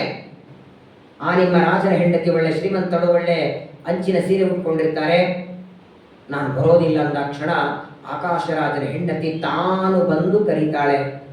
ಪ್ರಾಯ ಮನೆಗೆ ಒಬ್ಬ ಬ್ರಾಹ್ಮಣ ಬರಬೇಕಾದ್ರೂ ನೀವೇ ಫೋನ್ ಮಾಡ್ಬೇಕಲ್ಲೇನ್ರಿ? ಅವನ ಮನೆ ಶ್ರಾದ್ದ ಇದೆ, ಅವ್ರು ನಿಮ್ಮ ಮನೆ ಬಗಲಾಗ ಆಚಾರ್ಯ ಇದ್ದಾರೆ, ಅವ್ರಿಗೆ ಹೇಳಿ ನಾಳೆ ಬಂದು ಮಾಡಿಸ್ಲಿಕ್ಕಂದ್ರೆ ಯಾರೇ ಮನೆಗೆ ಬರಬೇಕಾದ್ರೂ ನೀನು ಖುದ್ದು ಹೋಗಿ ಕರಿಬೇಕು. ಅನಂತ ಕೋಟಿ ಬ್ರಹ್ಮಾಂಡ ನಾಯಕ ದೇವರು ನಿಮ್ಮ ಮನೆಗೆ ಬರಬೇಕಾದ್ರೆ ಯಾರ ಊರಿನ ಚಂದಿಗೆ ಹೇಳಿದ್ರೆ ಬರಲ್ಲರಿ ದೇವರು, ಸ್ವತಃ ನಾವು ಹೋಗಿ ಪ್ರಾರ್ಥನೆ ಮಾಡಬೇಕು. ಅದನ್ನು ತೋರಿಸ್ತಾನೆ. ಊರಿನ ಜನ ಕರೆದು ಬರಲಿಲ್ಲ ಕೊರವಂಜಿ, ಧರಣಿದೇವಿ ತಾನು ಬಂದು ಪ್ರಾರ್ಥನೆ ಮಾಡ್ತಾಳೆ. ಅಮ್ಮ ಮಂಗಲ ದೇವತೆ, ನನ್ನ ಪುಣ್ಯದಿಂದ ಬಂದಿದ್ದೆ, ಬರೋದಿಲ್ಲ ಅಡಬೇಡ, ತುಂಬಾ ದುಃಖದಲ್ಲಿದ್ದೇನೆ, ದಯಮಾಡಿ ನನ್ನ ಮನೆಗೆ ಬಾ ಅಂತ ಯಾವಾಗ ದೈನ್ಯದಿಂದ ಆದರದಿಂದ ಧರಣಿದೇವಿ ಕರೀತಾಳೆ. ಸರಿ ಬರ್ತೇನೆ ನಡೆ ಎಂದು ಆಕಾಶರಾಜನ ಮನೆಗೆ ಬರ್ತಾ ಇದ್ದಾನೆ ಪರಮಾತ್ಮ. ನೋಡಿ, ಕಪಟ ನಾಟಕ ಸೂತ್ರಧಾರಿ ದೇವರು. ಆ ಕೊರವಂಜಿ ಬರ್ತಿದ್ರೆ ಆಕಾಶರಾಜನ ಅಂತಃಪುರದಲ್ಲಿ ಕಾಲಿಟ್ಟ ಕ್ಷಣ ಎಲ್ಲ ಕಡೆಗೆ ನೋಡಿದ್ಲನು. ಒಳ್ಳೆ ಮುತ್ತಿನ ತೋರಣಗಳೆಲ್ಲ ಕಟ್ಟಿದ್ದಾರೆ, ಮೇಲ್ಗಡೆ ಉತ್ತಮ ಅಲಂಕಾರ ಮಾಡ್ತಾರೆ. ಈ ಹಳ್ಳಿ ಊರಲ್ಲಿದ್ದವರಿಗೆ ಇಂಥ ಬೆಂಗಳೂರು ಅಂತ ಸಿಟಿ ಬಂದ್ರೆ ಅದು ಒಂದು 20 ಅಂತಸ್ತಿನ ಮನೆ ನೋಡಿದ್ರೆ ಎಂತ ಆಶ್ಚರ್ಯ ಆಗತ್ತೆ. ಅಯ್ಯೋ ಎಂಥ ಮನೆ, ಯಾಕಂದ್ರೆ ಪಾಪ ಏನೋ ಒಂದು ಗುಡಿಸಲ್ಲಿದ್ದವರು. ಹಂಗೆ ಆಶ್ಚರ್ಯ ಪಡ್ತಾನೆ ದೇವರು. ಇದಕ್ಕೂ ಮೊದಲು ಇಂಥ ಅರಮನೆ ನೋಡೇ ಇಲ್ಲ ಅನ್ನೋರಾಗಿ ಮಾಡ್ತಾನೆ. ನೋಡಿ, ದೇವರಿಗೆ ನಾವು ಹೇಳಬಹುದು, ನೀನು ಸರ್ವಜ್ಞ, ಸರ್ವಕರ್ತ, ಸರ್ವಶಕ್ತ ಎಲ್ಲ ಸರಿ, ಆದರೆ ನಾವು ಮಾಡಬಹುದಾದ ಒಂದನ್ನ ನೀನು ಮಾಡೋ ಹಾಗಿಲ್ಲ ಅಂತ ಹೇಳ್ಬೋದು. ಹೇಳಿಕ್ಕಾಗತ್ತೋ ಇಲ್ಲೋ?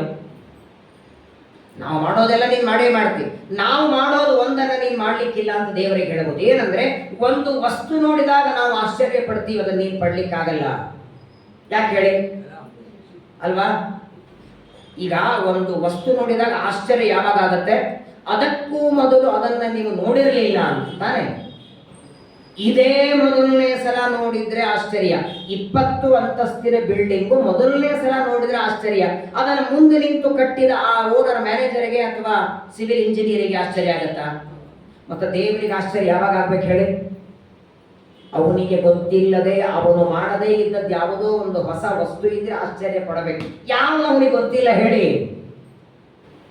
ಗಿಡದಲ್ಲಿ ಆ ಗುಪ್ಪೆಗಳ ಗೂಡು ಕಟ್ಟೋದು ದೇವರಿಗೆ ಗೊತ್ತಿದೆ, ಅಡಿಗೆ ಮಾಡೋರು ಅಡಿಗೆಯವರು ದೇವರಿಗೆ ಗೊತ್ತಿದೆ, ಬಡಿಸೋರು ಗೊತ್ತಿದೆ, ಪ್ರವಚನದ ಗೊತ್ತಿದೆ, ಪಾಠ ಗೊತ್ತಿದೆ, ಅವನು ಗೊತ್ತಿಲ್ಲದೆ ಇರೋದಿಲ್ಲ. ಮತ್ತು ಆಶ್ಚರ್ಯ ಹೆಂಗೆ ಪಡ್ಬೇಕು ದೇವರು?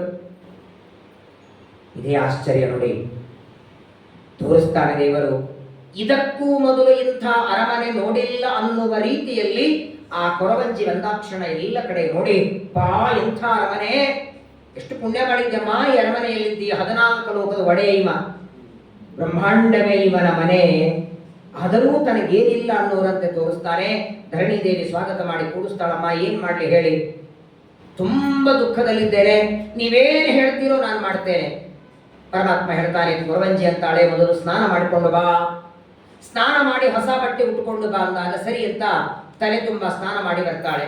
ಬಂದು ಕೂತ್ಕೊಂಡಿದ್ದಾಳೆ. ಯಾವಾಗಲೂ ನೋಡಿ, ಈ ಪೌರೋಹಿತ್ಯ ಮಾಡಿಸಿದರೆ, ಶ್ರಾದ್ದ ಪಕ್ಷ ಹೋಮ ಹವನ ಮಾಡಿದರೆ ಮಾಡಿದ ಮೇಲೆ ದಕ್ಷಿಣೆ ಇರ್ತದೆ. ಮಾಡಿಸಿದವರಿಗೆ ದಕ್ಷಿಣೆ ಯಾವುದೇ ಕಾರ್ಯಕ್ರಮಕ್ಕೆ ಆಮೇಲೆ ಇರ್ತದೆ. ಆದರೆ ಜ್ಯೋತಿಷ್ಯರಲ್ಲಿ ಮಾತ್ರ ಮೊದಲು ದಕ್ಷಿಣೆ ಇರುತ್ತೆ. ಇದು ನಿಮಗೂ ಗೊತ್ತಿರಬೇಕು. ನೀವೆಲ್ಲೇ ನೋಡಿ, ಯಾವುದೇ ಮಕ್ಕಳ ಜಾತಕ ತೋರಿಸೋದಕ್ಕೋದ್ರೆ ಜಾತಕದ ಜೊತೆಗೆ ದಕ್ಷಿಣೆ ಇಟ್ಟು ಪ್ರಶ್ನೆ. ಅದು ನಾವು ಮಾಡಿದ್ದಲ್ಲ, ಅದು ದೇವರೇ ಮಾಡಿದ ನಿಯಮ. ಅದು ಕೇಳಿ ಆದ ಮೇಲೆ ದಕ್ಷಿಣೆ ಅಲ್ಲ.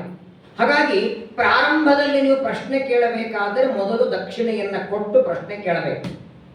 ಇನ್ನೂ ಧರಣಿದೇವಿ ಮಗಳ ಬಗ್ಗೆ ಕೇಳಬೇಕು, ಪದ್ಮಾವತಿಯ ಬಗ್ಗೆ. ಕುರವಂಜಿ ಅಂತಾಳೆ, ನೋಡಮ್ಮ ನಿನಗೆ ಗೊತ್ತಿಲ್ವ ಜ್ಯೋತಿಷ್ಯದ ನಿಯಮ?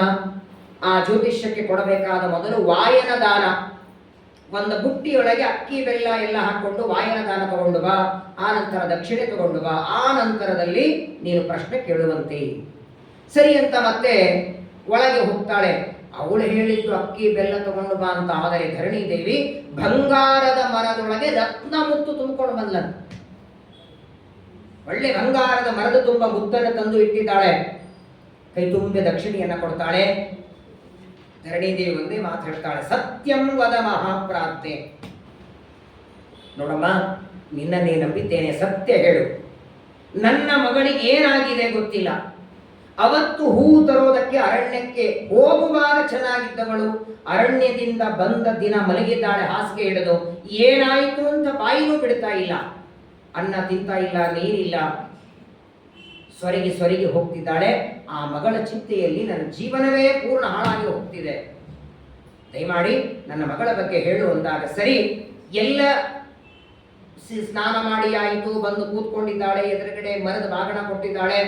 ಆಯ್ತು, ಇನ್ನೇನು ಪ್ರಶ್ನೆ ಕೇಳಬೇಕು ಮಗಳ ಬಗ್ಗೆ ಅಂದಾಗ ಅಷ್ಟೊತ್ತಿಗೆ ಆ ಮಗು ಅಳ್ಲಿಕ್ಕೆ ಶುರು ಮಾಡಿಬಿಡು.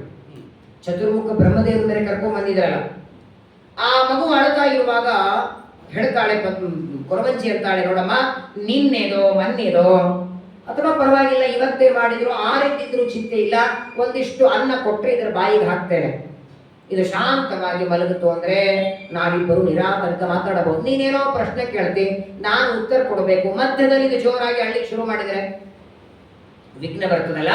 ಅದಕ್ಕೆ ಅಹಕೃತಂ ರಾತ್ರಿ ಕೃತಂ, ಹಗಲತ್ತು ಮಾಡಿದ್ರು ಸರಿ ಅಥವಾ ರಾತ್ರಿ ಮಾಡಿದ ಅನ್ನ ಇದ್ರು ಸರಿ, ಅದನ್ನ ಕೊಡು, ಮಗಳಿಗೆ ತಿನ್ನಿಸ್ತೇನೆ. ಇಷ್ಟಂದ್ರೆ ಧರಣಿದೇವಿ ಯಾಕೆ ನಿನ್ನೀರು ಅನ್ನ ಕೊಡ್ತಾಳವಳು? ಆಗಿಂದಾಗ ಶುದ್ಧವಾದ ಅನ್ನವನ್ನ ಮಾಡಿ ಬಂಗಾರದ ಬಟ್ಲದಲ್ಲಿ ತುಪ್ಪ ಹಾಲು ಸಕ್ಕರೆ ಕಲಿಸಿ ತಂದು ಕೊಡ್ತಾಳೆ. ಧರಣಿದೇವಿಗೆ ತಂದು ಕೊಡ್ತಾಳೆ, ಕೊರವಂಜಿಗೆ ತಂದು ಕೊಡ್ತಾಳೆ. ಧರಣಿದೇವಿ ಪರಮಾತ್ಮ ಅದನ್ನ ತಗೊಂಡ ತಿನ್ನಿಸ್ಬೇಕಲ್ಲ. ಆ ಮಗುವಿನ ರೂಪದಲ್ಲಿದ್ದ ಬ್ರಹ್ಮದೇವರಿಗೆ ಅನ್ನವನ್ನ ತಿನ್ನಿಸ್ಬೇಕು ಅಂದ್ರೆ ಬಾಯಿನೇ ತೆಗಿತಾ ಇಲ್ಲ. ಎಷ್ಟೊತ್ತಾದರೂ ಬಾಯಿ ತೆಗಿತಿಲ್ಲ, ಜೋರಾಗಿ ಅಳ್ತಾ ಇದೆ, ಬೈದು ಬಿಡ್ತಾಳೆ. ನೋಡಿ, ಪ್ರಾಯ ಇಲ್ಲೇ ಪರಮಾತ್ಮ ಬೈತಾನೆ, ಕಂದ ಮೂಲ ಫಲಾಶನ, ನೀನು ಅಡವಿಯಲ್ಲಿರೋದಕ್ಕೆ ಯೋಗ್ಯ, ಗೆಡ್ಡೆ ಗೆಣಸು ತಿನ್ನೋದಕ್ಕೆ ಯೋಗ್ಯ, ರಾಜರ ಮನೆ ಅನ್ನ ತಿನ್ನೋದಕ್ಕೆ ನಿನಗೆಲ್ಲಿದೆ ದೌರ್ಭಾಗ್ಯ? ಚೆನ್ನಾಗಿ ಬೈದು ಬಿಟ್ಲಂತೆ. ಶ್ರೀಮದಾಚಾರ್ಯರು ಸದಾಚಾರ ಸ್ಮೃತಿ ಎಂದು ಒಂದು ಗ್ರಂಥ ಬರೆದಿದ್ದಾರೆ. ಅದರಲ್ಲಿ ಒಂದು ಮಾತು ಹೇಳ್ತಾರೆ, ದೇವತೆಗಳು ಭೂಮಿಗೆ ಬಂದ್ರೆ ಬ್ರಹ್ಮದೇವರ ಹೊರತಾಗಿ ಎಲ್ಲಾ ದೇವತೆಗಳು ಮನುಷ್ಯರ ಅನ್ನ ತಿಂತಾರೆ, ಬ್ರಹ್ಮದೇವರ ಮಾತ್ರ ತಿನ್ನೋದಿಲ್ಲ. ದೇವರು ತಿಂತಾನೆ. ನೈವೇದ್ಯ 3 ತರಹ ಇದೆ. ಶಾಲಿಗ್ರಾಮ ಪ್ರತಿಮೆ ಎದುರುಗಡೆ ನಾವು ಪದಾರ್ಥವನ್ನ ಇಟ್ಟು ಅಲ್ಲಿರುವ ಭಗವಂತನ ರೂಪವನ್ನ ಚಿಂತನ ಮಾಡುವುದು ಒಂದು ನೈವೇದ್ಯ. ಅದರಲ್ಲಿರುವ ವಾಸನೆಯನ್ನ ದೇವರು ಆಘ್ರಾಣ ಮಾಡುತ್ತಾನೆ, ಇದೊಂದು ತರಹದ ನೈವೇದ್ಯ. ಅದನ್ನ ಪರಮಾತ್ಮ ತಿಂತಾನೆ, ಇದೊಂದು ನೈವೇದ್ಯ. ನಾವೆಲ್ಲ ಕೊಟ್ಟದ್ದನ್ನ ಕಪಿಲಾತ್ಮಕ ವಿದ್ಯೇನ ಚಕ್ಷುಷಾತ್ವವಲೋಕಯ ನೋಡ್ತಾನಷ್ಟೇ. ನಾವೇನಂತೀವಿ ಹೇಳಿ, ಆಚಾರ ಅಡಿಗೆ ಆಗಿದೆ ನೈವೇದ್ಯ ತೋರಿಸ್ತೀವಿ, ನಾವು ತೋರಿಸ್ಲಿಕ್ಕೆ ಹೊಂಟಿಯವರು ನೋಡೋ ಕೆಲಸನೇ ಮಾಡ್ತಾನೆ, ಅವನೇನು ತಿನ್ನೋದಿಲ್ಲ. ಆದರೆ ಲಕ್ಷ್ಮೀದೇವಿ ಕೊಟ್ಟದ್ದು ತಿನ್ನುತ್ತಾನೆ. ಇಲ್ಲಿ ನೋಡಿ, ಸಾಕ್ಷಾತ್ ಕೊರವಂಜಿ ತಾನು ಅನ್ನವನ್ನ ತಿನ್ನಿಸ್ತಾ ಇದ್ರೆ ಬ್ರಹ್ಮದೇವರು ಬಾಯಿ ತೆಗಿಲಿಲ್ಲ. ಯಾಕೆ ತೆಗಿಲಿಲ್ಲ? ಯಾಕೆ ತೆಗಿಲಿಲ್ಲ ಅಂದ್ರೆ, ತಿನ್ನಿಸ್ತಾ ಇರೋದು ಪರಮಾತ್ಮನೇ ತಿನ್ನಿಸಿದರು, ಆ ಅನ್ನ ನೈವೇದ್ಯ ಆಗಿರಲಿಲ್ಲ. ನೈವೇದ್ಯ ಆಗದೇ ಇರುವ ಅನ್ನ ಇದ್ರೆ ಲಕ್ಷ್ಮೀದೇವಿ ಬ್ರಹ್ಮದೇವರು ಬಂಗಾರದ ತಾಟೊಳಗೆ ಕೊಟ್ಟು ತಿನ್ನಲ್ಲ. ಮೊದಲು ನೈವೇದ್ಯ ಆಗಿದೆಯೋ ಇಲ್ಲೋ ಅಂತ ಪರೀಕ್ಷೆ ಮಾಡಿ ಆನಂತರ ಊಟ. ನಮ್ದೆಲ್ಲ ಊಟ ಆದ ಮೇಲೆ ನೈವೇದ್ಯ ಆಗಿತ್ತೋ ಇಲ್ರಿ, ಆಗಿರ್ಬೇಕು ಬಿಡ್ರಿ, ನಮ್ಗೆ ಹಾಕಿರೋದು ಹಾಕದೇ ಇರ್ತದ. ಅಕಸ್ಮಾತ್ ಆಗಿರ್ಲಿಲ್ಲ ಅಂದ್ರೆ ವಾಂತಿ ಮಾಡ್ತೀರಾ? 90% ಎಲ್ಲಿ ದೇವರ ಪೂಜೆ ಇರುತ್ತೋ, ಯಾವ ಆಚಾರ ಬಂದಿರ್ತಾರೋ ಅಲ್ಲಿ ಆಗಿರುತ್ತೆ. ಯಾರೋ ನಿಮ್ಮ ಫ್ರೆಂಡ್ ಕರೆದಿದ್ದಾರೆ ಅವ್ರದ್ದೇನೋ ಕಾರ್ಯಕ್ರಮ ಅಂತ, ಅಲ್ಲಿ ಯಾರು ಮಾಡ್ತಾರೆ ಪೂಜೆ ಹೇಳಿ? ಪೂಜೆ ಇಲ್ಲ, ನೈವೇದ್ಯ ಇಲ್ಲ, ಆದರೂ ಅವ್ರು ಕರೆದಾರೆ ಅಂತ ಆಗ್ರಹದಿಂದ ಹೋಗ್ತೀರಿ. ಒಳ್ಳೆ ಮಾವಿನ ಹಣ್ಣು, ಸೀಕರಣಿ, ಪೂರಿ ಭಾಜಿ ಎಲ್ಲ ಆಗಿರ್ತದೆ. ಊಟ ಆಯಿತು. ಊಟ ಆದ್ಮೇಲೆ ಗೊತ್ತಾಯ್ತು ನೈವೇದ್ಯ ಆಗಿರಲಿಲ್ಲ. ಹೋಗ್ಲಿ ಬಿಡು, ನಿನ್ನೆ ಮನೆ ಮಾಡಿದ್ಮೇಲೆ ನೈವೇದ್ಯ ಇದ್ದೆ, ನಾವೇ ಸಮಾಧಾನ ಮಾಡ್ಕೊಂಡ್ಬಿಡ್ತೀವಿ ಅಷ್ಟೇ. ಅದೇ ಅದು ಕಂಪಲ್ಸರಿ ಬೇಕೇ ಬೇಕು ಅಂತ ನಿಯಮ ಇಲ್ಲ. 360 ದಿನ ತಿಂದಾಗೆಲ್ಲ ನೈವೇದ್ಯ ತಿನ್ನಬೇಕು ಅಂತ ನಿಯಮ ನಾವು ಇಟ್ಕೊಂಡಿಲ್ಲ. ಅದೇ ನಾವು ಮಾಡಿದ್ದ. ಏನು ತಿಂದ್ರು ನೈವೇದ್ಯ ತಿನ್ಬೇಕಂತ. ಬರೀ ಅನ್ನ ಸಾರು ಪಲ್ಯ ಊಟ ಅಡಿಗೆ ಮಾತ್ರವಲ್ಲ, ತಿನ್ನುವ ಅವಲಕ್ಕಿನೇ ಇರಬಹುದು, ತಿನ್ನುವ ಹಣ್ಣ ಇರಬಹುದು, ಅದೂ ನೈವೇದ್ಯ ಮಾಡಿದ್ದು ತಿನ್ನಬೇಕಂತೆ. ಅದಕ್ಕೆ ನಮ್ಮ ತಂದೆ ಹೇಳ್ತಿದ್ರು, ನಾವು ಸಣ್ಣವರಿಂದ ಕೇಳಿದ್ವಿ, ಅಲ್ಲ ಅಡಿಗೆ ಊಟ ಎಲ್ಲ ಅಡಿಗೆ ಆದ್ಮೇಲೆ ನೈವೇದ್ಯ ಆಗಿರುತ್ತೆ ಸರಿ, ಇವಾಗೇನೋ ಮಧ್ಯಾಹ್ನ ಸಾಯಂಕಾಲ ಹಸಿವೆ ಆಯ್ತು, ಡಬ್ಬದಲ್ಲಿ ಅವಲಕ್ಕಿ ಇರ್ತದೆ, ಪಾತ್ರೆ ತಟ್ಟಿಯಲ್ಲಿ ಹಾಕೊಂಡು ತಿಂತೀವಿ, ಆಗೆಲ್ಲ ನೈವೇದ್ಯ ಮಾಡೋದು ನೆನಪು ಆಗಿರಲ್ಲ. ಅದಕ್ಕೆ ನಮ್ಮ ತಂದೆ ಒಂದು ಹೇಳೋರು, ಯಾವಾಗ ತಿಂಗಳಿಗೊಂದು ಸಾಮಾನು ತರ್ತಿರಲ್ಲ, 4-5 kg ಎಣ್ಣೆ, ಅಕ್ಕಿ, ಬೇಳೆ, ಬೆಲ್ಲ, ಸಕ್ಕರೆ, ಅದನ್ನು ತಂದೆ ಇಟ್ಟು ಕೂಡ ನೈವೇದ್ಯ ಮಾಡಿಬಿಡ್ಬೇಕ. ಅವಲಕ್ಕಿ ಹಾಗೇನೆ, 2 kg ಅವಲಕ್ಕಿ ತಂದಿ ಅದನ್ನಿಟ್ಟು ಕೃಷ್ಣಾರ್ಪಣೆ, ನೀವು ಆಮೇಲೆ ಬೇಕಾದ್ರೆ ಒಗ್ಗರಣೆ ಹಾಕೊಳ್ತೀನಿ, ಆಮೇಲೆ ನೀವು ಯಾವಾಗ ತಿಂದ್ರು ನೈವೇದ್ಯ ತಿಂದಾಗ. 2 kg ಸಕ್ಕರೆಯನ್ನು ತಂದು ಒಂದ್ಸಲ ನೈವೇದ್ಯ ಮಾಡಿ ಇಟ್ಬಿಡಿ, ದಿನಾ ಚಹಾ ಕುಡಿದ್ರು ನೈವೇದ್ಯ ಚಹಾ ಕುಡಿದಂಗೆ. ಹರಿ ನಿರ್ಮಾಲ್ಯವ ಶಿರಸಿ ಧರಿಸುತ್ತಿರು, ಹರಿ ನೈವೇದ್ಯವ ಭುಂಜಿಸುತ್ತಿರು ನಿತ್ಯ. ವಾದಿರಾಜರು ಆಜ್ಞೆ ಮಾಡ್ತಾರೆ, ವಿಚಾರ ಮಾಡಿ, ನಿಮ್ಮ ಮನೆಯ ಅನ್ನ ನಿಮಗೆ ಹೇಳದೆ ತಗೊಂಡ್ರೆ ಏನಂತಾರ ಅವನಿಗೆ ಅಲ್ವಾ? ಹಾಗಾದ್ರೆ ನಾವು ತಿನ್ನುವ ಅನ್ನ ಯಾರದು? ಪರಮಾತ್ಮನದು. ಹಾಗಾದ್ರೆ ಅವನಿಗೆ ಕೊಡದೆ ನೈವೇದ್ಯ ಮಾಡದೆ ತಿಂದ್ರೆ ನಮಗೂ ಏನನ್ಬೇಕು? ಬರೇ ಕಳ್ಳಲ್ಲ, ನಿತ್ಯ ಕಳ್ಳರು ನಾವು. ಪ್ರತಿನಿತ್ಯದಲ್ಲಿ ಉಡುವ ಬಟ್ಟೆ, ಊಟ ಮಾಡುವ ಅನ್ನ, ಇರುವ ಮನೆ, ಅದು ದೇವರು ಕೊಟ್ಟದ್ದು ನೆನಪಾದ್ರೂ ಬರಲಿ. ಬ್ರಹ್ಮದೇವರು ತೋರಿಸ್ತಾರೆ, ಆ ಹಾಲುವನ್ನ ತಿನ್ಲಿಲ್ಲ ಮಗು, ಯಾವಾಗ ತಿನ್ಲಿಲ್ಲ ಮಗುವಿಗೆ ಬೈತಾಳೆ, ಕೊರವಂಜಿ ಅಂತಾಳೆ, ಇದ್ದದನ್ನೆಲ್ಲ ನಾನೇ ತಿಂತೇನೆ, ಹಾಲಿನ ರೂಪದಲ್ಲಿ ಮಗುವಿಗೆ ಹೋಗುತ್ತೆ ಅಂತಾಳೆ. ವಯಸ್ಸು ಎಷ್ಟಿತ್ತು ಅವಳದು? ಹಾಲು ಬರ್ತಿದ್ದಾಗ. ಏನ್ ತಲೆ ಓಡಿಸ್ತಾರೆ ನೋಡಿ ದೇವರು. ಕೊರವಂಜಿ ಆದದ್ದೇನು, ಆ ಸೀರೆ ಉಟ್ಕೊಂಡದ್ದು, ಕೈಯಲ್ಲಿ ಕೋಲ್ ಹಿಡಿದಿದ್ದಾನೆ, ನಡಿಲಿಕ್ಕಾಗ್ತಿಲ್ಲ. ಆ ವಯಸ್ಸಿನಲ್ಲಿ ನೋಡಿ, ಅವಳಿಗೂ ಆ ಮಗುವಿಗೂ ಲಿಂಕೇ ಇಲ್ಲ. ಮರಿಮೊಮ್ಮಗಾಗಬೇಕು, ಅದು ಮಗು ಆಗಿದೆ ಈಗ. ಯಾಕಂದ್ರೆ ಪ್ರಳಯ ಕಾಲದಲ್ಲಿ ಇಡೀ ಬ್ರಹ್ಮಾಂಡ ಉದರದಲ್ಲಿ ಇಟ್ಟುಕೊಂಡು ಮಲಗಿರ್ತಾನೆ. ಅಂತಹ ಪರಮಾತ್ಮ ಬ್ರಹ್ಮದೇವರನ್ನ ಮಗು ಮಾಡಿಕೊಂಡಿದ್ದಾನೆ, ಮುದುಕಿಯಾಗಿದ್ದಾನೆ. ಆದರೂ ಅಂತಾನೆ, ನಾನು ಊಟ ಮಾಡಿದರೆ ಹಾಲಿನ ರೂಪದಲ್ಲಿ ಮಗುವಿಗೆ ಹೋಗುತ್ತೆ ಅಂತ ಇದ್ದಟ್ಟು ಆ ಹಾಲು ಸಕ್ಕರೆ ಅನ್ನವನ್ನು ಊಟ ಮಾಡಿದ. ಒಂದು ಲೋಟ ತುಂಬ ನೀರು ಕೊಡ್ತಾಳೆ, ನೀರು ಕೊಡದ. ಧರಣಿ ದೇವಿ ಅಂತಾಳೆ, ಈಗ ಅದು ಪ್ರಶ್ನೆ ಕೇಳಬಹುದಾ? ಕೇಳುವಂತೆ, ಅಲ್ಲ ಮತ್ತು ತುಂಬ ಊಟಕ್ಕೆ ಹಾಕಿದೆ, ತಾಂಬೂಲ ಕೊಡೋದು ಬೇಡವಾ? ಸರಿ, ಅದು ಮಗುವಿಗೆ ಕೊಡ್ಲಿ, ನನಗೆ ಕೊಡ್ಲಿ, ಊಟ ಅಂತೂ ಆಯ್ತಲ್ಲ. ಊಟ ಆದ್ಮೇಲೆ ತಾಂಬೂಲ ಕೊಡುವಂದಾಗ ತಾಂಬೂಲ ಕೊಡ್ತಾಳೆ. ಇದನ್ನು ಮಾತಾಡ್ತಾರೆ, ವಾಸ್ತವಿಕವಾಗಿ ದೇವರ ಮುಂದೆ ನೈವೇದ್ಯಕ್ಕೆ ತಾಂಬೂಲ ಇಟ್ರೆ, ಎಲೆ ಅಡಿಕೆ ಇಟ್ರೆ ಏನೇನು ಹಾಕ್ಬೇಕು ಅದರಲ್ಲಿ ಗೊತ್ತಿದೆಯಾ?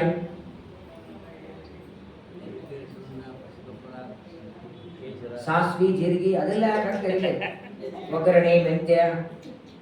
ನೋಡಿ, ತಾಂಬೂಲದಲ್ಲಿ 16 ವಸ್ತು ಹಾಕ್ಬೇಕಂತ ಅದು ಪುರಾಣ ಹೇಳಿ ಕೊಡ್ತದೆ. ಇವತ್ತಿಗೂ ಒಂದು ಪದ್ಧತಿ ಇದೆ. ಎಲೆ ಅಡಿಕೆಯನ್ನ ನೀವು ಬೆಂಗಳೂರಲ್ಲಿ ಒಬ್ಬರು ಆಚಾರಿ ಕೊಟ್ರೆ ಏನು ಪುಣ್ಯ ಬರುತ್ತೋ ಅದೇ 2 ಎಲೆ ಅಥವಾ 4 ಎಲೆ ಅದೇ ಅಡಿಕೆ ತಿರುಪತಿಯಲ್ಲಿ ವೆಂಕಟಾಚಲದಲ್ಲಿ ಕೊಡಿ, ಕೋಟಿ ಕೊಟ್ಟು ಪುಣ್ಯ ಇದೆ. ಸ್ಕಂದ ಪುರಾಣದಲ್ಲಿ ತಾಂಬೂಲ ದಾನದ ಮಹತ್ವ ಹೇಳ್ತಾರೆ. ವೆಂಕಟಾಚಲದಲ್ಲಿ ತಾಂಬೂಲ ದಾನ ಮಾಡಿದರೆ ಎಷ್ಟು ಪುಣ್ಯ ಇದೆ ಅಂತ. 16 ವಸ್ತುಗಳು ಹಾಕಿದ್ದಾಳೆ ಒಳಗೆ. ಕರ್ಪೂರ ಇದೆ, ಲವಂಗ ಇದೆ, ಸಣ್ಣ ಸಣ್ಣ ನಿಷಿದ್ಧ ಇದ್ದದ, ಮತ್ತೆ ಬಡಿ ಸೊಪ್ಪು, ಆ ಸೊಪ್ಪು, ಈ ಸೊಪ್ಪು ಏನಿಲ್ಲ, ಶುದ್ಧವಾದ ಪದಾರ್ಥಗಳು 16 ಪದಾರ್ಥಗಳ ಹಾಕಿ ತಾಂಬೂಲವನ್ನು ರೆಡಿ ಮಾಡಿ. ಪ್ರಾಯ ಊಟನೂ ಬೇಕಾಗಿಲ್ಲ, ಒಂದು ತಾಂಬೂಲ ತಿಂದು ಹೊಟ್ಟೆನೆ ತುಂಬಬೇಕು. ಅಷ್ಟು ದೊಡ್ಡದಾದ ತಾಂಬೂಲವನ್ನು ಮಾಡಿ ಪರಮಾತ್ಮನಿಗೆ ಕೊಡ್ತಾಳೆ. ತಿಂದ ತಾಂಬೂಲ ತಿಂದಾದ ಮೇಲೆ ಧರಣಿ ದೇವಿ ಅಂತಾಳೆ, ಈಗಲಾದ್ರೂ ಪ್ರಶ್ನೆ ಕೇಳಬಹುದಾ? ಕೇಳುವಂತೆ. ನೋಡು, ಜ್ಯೋತಿಷ್ಯರಲ್ಲಿ ಒಂದು ನಿಯಮ ಇರ್ತದೆ. ಅವರು ಏನೇ ಹೇಳಬೇಕಾದರೂ ಮೊದಲು ದೇವರ ಗುರುಗಳ ಸ್ಮರಣೆ ಮಾಡಿ ಹೇಳುತ್ತಾರೆ. ದೇವರ ಸ್ಮರಣೆ ಮಾಡದೆ ಯಾವ ಜ್ಯೋತಿಷ್ಯರು ಹೇಳುವ ಹಾಗಿಲ್ಲ. ಶುರು ಮಾಡಿಬಿಟ್ಟ.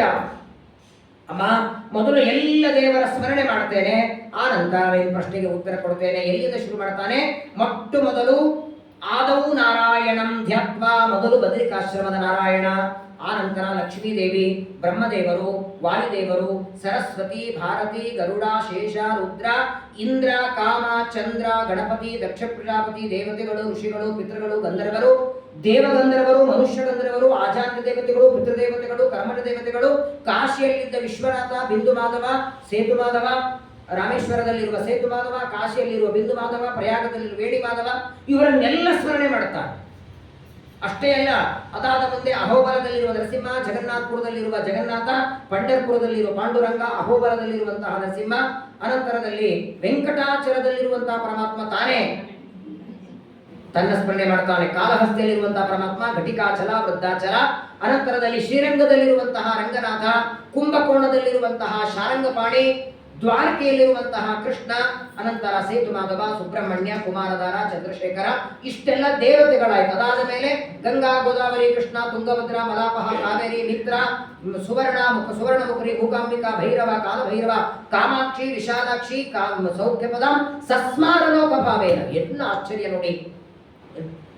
ತಾನೇ ನಾರಾಯಣ ತನ್ನನ್ನ ಆರಂಭ ಮಾಡಿ ತಾರತಮ್ಯದಲ್ಲಿರುವ ಎಲ್ಲಾ ದೇವತೆಗಳು, ಋಷಿಗಳು, ಮುನಿಗಳು, ಪರ್ವತ, ನದಿ, ಸಮುದ್ರ, ಗಿಡ, ಗಂಟಿ ಎಲ್ಲ ಸ್ಮರಣೆ ಮಾಡ್ತಾನೆ.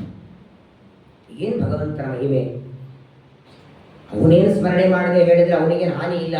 ಆದರೆ ಜ್ಯೋತಿಷ್ಯರಲ್ಲಿ ಈ ನಿಯಮ ಇರಬೇಕು ಅಂತ ತೋರಿಸ್ತಾನೆ. ಅವರನ್ನೆಲ್ಲ ಸ್ಮರಣೆ ಮಾಡಿ ಕೊನೆಗಂತಾನೆ ರಮಾ ಕೊಲ್ಲಾಪುರಾಧ್ಯಕ್ಷೆ ಪಾಹಿಮಾಂ ಪರದೇಶಗಾಂ. ಕೊಲ್ಲಾಪುರದಲ್ಲಿರುವ ಲಕ್ಷ್ಮೀದೇವಿ ನನ್ನಿಂದ ಒಳ್ಳೆ ಮಾತಾಡಿಸ್ಲಿ, ನಿನ್ನ ಪ್ರಶ್ನೆಗೆ ಯೋಗ್ಯವಾದ ಮಾತು ನನ್ನಿಂದ ಆಡಿಸ್ಲಿ ಅಂತ ಹೇಳಿ ಎಲ್ಲ ದೇವತೆಗಳ ಸ್ಮರಣೆಯಾಯಿತು. ಕೊನೆಗೆ ನನ್ನ ಗಂಡ ಬದರಿಕಾಶ್ರಮದ ನಾರಾಯಣನ ಪಾದದ ಮೇಲೆ ಆಣೆ ಮಾಡಿ ಹೇಳ್ತೇನೆ, ನಾನು ಹೇಳೋದು ಸತ್ಯ, ಸತ್ಯವಾದದ್ದು ಹೇಳ್ತೇನೆ, ನಾನು ಸುಳ್ಳು ಹೇಳಿದರೆ ನನ್ನನ್ನ. ಈ ಮಾತನ್ನೇ ನಮ್ಮ ಸ್ವಾಮಿಗಳ ಪ್ರವಚನದಲ್ಲಿ ಹೇಳಿದ್ರು. ಇಲ್ಲಿ ಹೇಳ್ತಾನೆ ಶ್ರೀನಿವಾಸ, ಕೊರವಂಜಿ ಹೇಳ್ತಾಳೆ ಧರಣಿದೇವಿಗೆ, ನಾನಾಡಿದ ಮಾತು ಅಕಸ್ಮಾತ್ತಾಗಿ ಸುಳ್ಳಾದರೆ ನನ್ನ ನಾಲಿಗೆಯನ್ನ ಕತ್ತರಿಸಿ ನನ್ನನ್ನ ಊರಿನಿಂದ ಆಚೆ ತಳ್ಳು ಅಂತಾನೆ. ಇದನ್ನೇ ಪರಮಾತ್ಮ ಯಾದವಾರಿಯರ ಕಥೆಯಲ್ಲಿ ತನ್ನ ನಾಲಿಗೆಯನ್ನು ಸೀಳಿಸ್ಕೊಳ್ತಾನೆ. ಸುಳ್ಳು ಮಾತು ಗೊತ್ತಿಲ್ಲ ದೇವರಿಗೆ. ಇಷ್ಟೆಲ್ಲ ದೇವತೆಗಳ ನಮಸ್ಕಾರ ಆದ ಮೇಲೆ ಇನ್ನ ಮೇಲಾದರೂ ಕೇಳಬೇಕು. ಆಯ್ತಲ್ಲ, ಊಟ ಆಯಿತು, ತಾಂಬೂಲ ತಿಂದದ್ದಾಯಿತು, ದೇವತಾ ಸ್ಮರಣೆ ಆಯಿತು. ಧರಣಿ ದೇವಿ ಅಂತಾಳ, ಈಗಲಾದರೂ ಮಗಳ ಬಗ್ಗೆ ಕೇಳಬಹುದಾ? ಕೇಳುವಂತೆ ನಿಲ್ಲೋ, ಆಗಳೇ ತಾಂಬೂಲ ಕೊಟ್ಟಿಲ್ಲ, ತುಂಬಾ ಚೆನ್ನಾಗಿತ್ತು, ಇನ್ನೊಂದು ಕೊಡ್ತೀಯಾ? ಶ್ರೀನಿವಾಸ ತಾಳ್ಮೆಯನ್ನ ಪರೀಕ್ಷೆ ಮಾಡ್ತಾನೆ. ನಾನು ಬಂದಿದ್ದೀನಿ ಅಂತ ಕೇಳುವ ಅಪೇಕ್ಷೆ ಇದೆಯೋ ಅಥವಾ ನಿಜವಾಗಿ ಇವಳಿಗೆ ಕೇಳುವ ಅಪೇಕ್ಷೆ ಇದೆಯೋ ಅಂತ ಪರೀಕ್ಷೆ ಮಾಡ್ತಾ. ಇಷ್ಟು ತಾಳ್ಮೆ ನಮ್ಮ ಹತ್ರ ಇಲ್ಲಿ ಯಾರು ಬಂದು ಏನೋ ಪ್ರಶ್ನೆ ಉತ್ತರ ಬರೀ ನೀರು ಬೇಡಿದ್ರೆ ಕೊಡ್ತೀರಿ, ಅಥವಾ ಇನ್ನೇನು ಬೇಡಿದ್ರೆ ಕೊಡ್ತೀರಿ, 2-3 ಸಲ ಹೇಳಿ ಸಾಕಿಲ್ಲಿಂದಂತೆ. ಎಷ್ಟು ತಾಳ್ಮೆಯಿಂದ ಮತ್ತೆ ತಾಂಬೂಲವನ್ನು ತಂದು ಕೊಟ್ಟಿದ್ದಾಳೆ. ಪರಮಾತ್ಮ ತಾಂಬೂಲವನ್ನು ತಿಂದು ಆನಂತರ ಶ್ರೀನಿವಾಸ ಹೇಳ್ತಾನೆ, ಈಗ ಹೇಳಮ್ಮ ನಿಮ್ಮ ಮಗಳ ದುಃಖ ಏನು ಅಂದಾಗ ಧರಣಿ ದೇವಿ ಹೇಳ್ತಾಳೆ, ನನ್ನ ಮಗಳು ತನ್ನ ಗೆಳತಿಯರ ಜೊತೆಗೆ ಹೂ ತರೋದಕ್ಕೆ ಹೋದಾಗ ಕುದುರೆಯ ಮೇಲೆ ಬಂದ ಒಬ್ಬ ಪುರುಷನಿಗೆ ಕಲ್ಲಿನಿಂದ ಹೊಡೆದಿದ್ದಾಳೆ.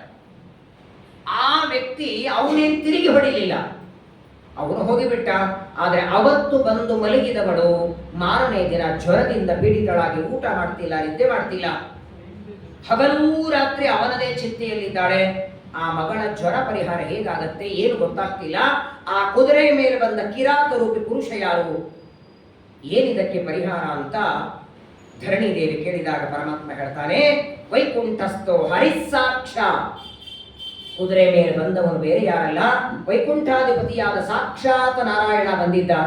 ಆ ನಾರಾಯಣ ಕುದುರೆ ಮೇಲೆ ಬಂದು ನಿನ್ನ ಮಗಳ ಜೊತೆಗೆ ಮಾತಾಡಿದರೆ ನಿನ್ನ ಮಗಳು ಮಾತಾಡೋದಲ್ಲದೆ ಕೋಪದಿಂದ ಕಲ್ಲಿನಿಂದ ಹೊಡೆದಿದ್ದಾಳೆ. ನೋಡಿ, ಕೊರವಂಜಿ ಅಂತಾಳೆ, ನಿನ್ನ ಮಗಳು ಗೆಳತಿಯರ ಜೊತೆಗೆ ಸೇರಿ ಕಲ್ಲಿನಿಂದ ಹೊಡೆದ್ಲು. ಅಕಸ್ಮಾತ್ ಆಗಿ ಆ ವ್ಯಕ್ತಿ ತಿರುಗಿ ಕಲ್ಲು ತಗೊಂಡಿದ್ದ ಅಂದ್ರೆ ಕೈಯಲ್ಲಿ ಅವನಿಗೆ ಎಷ್ಟಿವೆ ಕೈಗಳು? ಸಹಸ್ರಶೀರ್ಷ ಪುರುಷ ಸಹಸ್ರಾಕ್ಷ ಸಹಸ್ರಪಾತ್, ಅನಂತ ಕೈಗಳವನಿಗೆ. ಬೈ ಚಾನ್ಸ್ ಅವನು ರಿಟರ್ನ್ ಕಲ್ ತಗೊಂಡು ಹೊಡಿಲಿಕ್ಕೆ ನಿಂತಿದ್ದ ಅಂದ್ರೆ ಏನಾಗ್ತಿತ್ತು ನಿನ್ನ ಮಗಳ ಪರಿಸ್ಥಿತಿ? ಕ್ಷಮಾ ಸಮುದ್ರ ಅವನು. ಆದರೆ ನಿನ್ನ ಮಗಳು ಮಾಡಿದ ತಪ್ಪು, ಯಾವ ಪರಮಾತ್ಮನ ಮೇಲೆ ಕಲ್ಲಿನ ವೃಷ್ಟಿಯನ್ನ ಮಾಡಿ ಬಂದಿದ್ದಾಳೆ ಅದೇ ನಾರಾಯಣನಿಗೆ ನಿನ್ನ ಮಗಳನ್ನ ಕೊಟ್ಟದ್ದಾದರೆ, ಅಥವಾ ಕೊಡ್ತೀನಿ ಅಂತ ನಿನ್ನ ಮಾತು ಕೊಟ್ಟರೆ ಬದುಕ್ತಾ, ಇಲ್ಲ ಅಂದ್ರೆ ನಿನ್ನ ಮಗಳು ಬದುಕುವುದು ಕಷ್ಟ. ಧರಣಿ ದೇವಿಗೆ ಆಶ್ಚರ್ಯ ಆಯ್ತಲ್ಲಮ್ಮ, ಅವನು ಯಾರೋ ಕುದುರೆ ಮೇಲೆ ಬಂದವನು, ಅರಣ್ಯದೊಳಗೆ ನನ್ನ ಮಗಳು ಕಲ್ಲು ಹೊಡೆದದ್ದು, ಅವನಿಗೆ ಹೆಂಗ್ ಕೊಡೋದು? ಒಂದು ತಮ್ಮಿಗೆ ಕೊಡಬೇಕಾದ್ರೆ ಗೊತ್ತಿದ್ರು ಆಚಾರ್ಯ ಕೊಡಲ್ಲ ನೀವು, ಹೌದಾ ಇಲ್ಲ? 300 ರೂಪಾಯಿ ತಮ್ಮಿಗೆ ಕೊಡಬೇಕಾದ್ರೆ ಅಯ್ಯೋ ನಮ್ಗೆ ಗೊತ್ತಿರೋ ಆಚಾರ್ಯ ಕೊಡೋಣ್ರೆ, ಅವ್ರೇನ್ ಮಾಡ್ತಾರೆ ಗೊತ್ತಿಲ್ಲ, ಆದ್ರೂ ಆಚಾರ್ಯ ಗೊತ್ತಿರೋರು ಇರ್ಬೇಕು. ಅಂಥದ್ರೊಳಗೆ ಗುರುತಿಲ್ಲ, ಪರಿಚಯ ಇಲ್ಲ, ಜಾತಿ ಗೊತ್ತಿಲ್ಲ, ಏನು ಗೊತ್ತಿಲ್ಲ, ಕುಲ ಗೊತ್ತಿಲ್ಲ, ಅವನಿಗೆ ಕೊಡೋದು ಹೇಗೆ? ಅದನ್ನು ಪರಮಾತ್ಮ ಹೇಳಿಬಿಟ್ಟ, ಕೊರವಂಜಿ ಅಂತಾಳೆ, ಚಿಂತೆ ಮಾಡಬೇಡ, ಈಗ ನಾನು ಇಲ್ಲಿಂದ ಹೋದ ಮೇಲೆ ಕೆಲವು ನಿಮಿಷಗಳ ನಂತರ ವೃದ್ಧಳಾದ ಒಬ್ಬ ಹೆಣ್ಮಗಳು ಬರ್ತಾಳೆ, ಬಕುಲಮಾಲ ಅಂತ. ಆ ಪರ್ವತದಲ್ಲಿರುವ ಶ್ರೀನಿವಾಸನ ತಾಯಿ ಮದುವೆ ವಿಚಾರಗಳೆಲ್ಲ ಮಾತಾಡ್ತಾಳೆ. ಎಲ್ಲ ನಿರ್ಧಾರ ಮಾಡಿಕೊಂಡು ಆ ಶ್ರೀನಿವಾಸನಿಗೆ ಕನ್ಯಾದಾನವನ್ನ ಮಾಡು. ಏನಾದರೂ ಇವಳು ಮಾಡ್ತೇನೆ ಅನ್ನಲಿಲ್ಲ. ಕೊನೆಗೆ ಕೊರವಂಜಿ ಅಂತಾಳೆ, ನನ್ನ ಕೈಯಲ್ಲಿ ಭಾಷೆ ಕೊಡು, ಆ ಶ್ರೀನಿವಾಸನಿಗೆ ಕೊಡ್ತೇನೆ ಅಂತ ನಿನ್ನ ಮಾತು ಕೊಟ್ರೆ ಮಾತ್ರ ನಿನ್ನ ಮಗಳ ಜ್ವರ ಕಡಿಮೆ. ಧರಣಿದೇವಿ ಅಂತಾಳೆ, ಏನಕ್ಕೇನ ಪ್ರಕಾರೇಣ ಏನೇ ಆಗಲಿ ನನ್ನ ಮಗಳು ಸುರಕ್ಷಿತವಾಗಿ ಚೆನ್ನಾಗಿ ಆರೋಗ್ಯವಾಗಿರ್ತಾಳಂದ್ರೆ ಆ ಅರಣ್ಯದಲ್ಲಿರುವ ಶ್ರೀನಿವಾಸನಿಗೆ ಕೊಡ್ತೇನೆ ಅಂತ ಮಾತು ಕೊಡ್ತಾಳೆ. ನೋಡಿ ದೇವರನ್ನ ನನ್ನ ಕೆಲಸ ಆಯಿತು ಅಂತ ಧರಣಿದೇವಿಯಿಂದ ಮಾತು ತಗೊಂಡಿದ್ದಾನೆ ಪರಮಾತ್ಮ. ಅಲ್ಲಿಂದ ಕೊರವಂಜಿಯಾಗಿ ಹೋಗ್ತಾನೆ. ಆದ್ರೆ ಆಚಾರ್ಯರು ಮಾತು ಹೇಳ್ತಾರೆ, ಮಧ್ವಾಚಾರ್ಯರು, ಯಾವುದೇ ಅವತಾರ ದೇವರು ತಗೊಳ್ಳಿ, ಆ ಕೆಲಸಕ್ಕೆ ಮಾತ್ರ ತಗೊಂಡ್ರು ಆ ಅವತಾರ ಅನಾದಿ ನಿತ್ಯ. ಕೊರವಂಜಿ ಅವತಾರ ಈಗಲೂ ಇದೆ ಅಂತೆ, ಮೋಹಿನಿ ಅವತಾರ ಈಗಲೂ ಇದೆ. ತಗೊಂಡದ್ದು ದೇವತೆಗಳಿಗೆ ಅಮೃತ ಕೊಡೋದಕ್ಕೆ. ತಾತ್ಕಾಲಿಕವಾಗಿ ದೇವರು ತಗೊಂಡ್ರೂ ಕೂಡ ಪರಮಾತ್ಮನ ಎಲ್ಲ ಅವತಾರಗಳು ಅನಾದಿ ನಿತ್ಯ ವೈಕುಂಠ ಲೋಕದಲ್ಲಿ ಇರ್ತವೆ. ಕೊರವಂಜಿ ಅವತಾರ ಇಂದಿಗೂ ಪರಮಾತ್ಮನ ಅವತಾರ ಇದೆ. ಪರಮಾತ್ಮ ಅಲ್ಲಿಂದ ಹೊರಟೋಗಿ ಬಿಡ್ತಾನೆ. ಅನಂತರ ಸ್ವಲ್ಪ ಹೊತ್ತಾದ ಮೇಲೆ ಎಲ್ಲ ಆ ಅಭಿಷೇಕಕ್ಕೆ ಹೋದಂತಹ ಬ್ರಾಹ್ಮಣರು, ಸುವಾಸಿನಿಯರು, ಅವರ ಜೊತೆಗೆ ಬಕುಲಾದೇವಿ ಬರ್ತಾಳೆ. ಎಲ್ಲ ಬ್ರಾಹ್ಮಣರಿಗೆ ಅರ್ಘ್ಯಪಾದ್ಯಗಳಿಂದ ಪೂಜೆಯನ್ನ ಮಾಡಿ ಅವರಿಗೆ ದಕ್ಷಿಣೆಯನ್ನು ಕೊಡ್ತಾನೆ.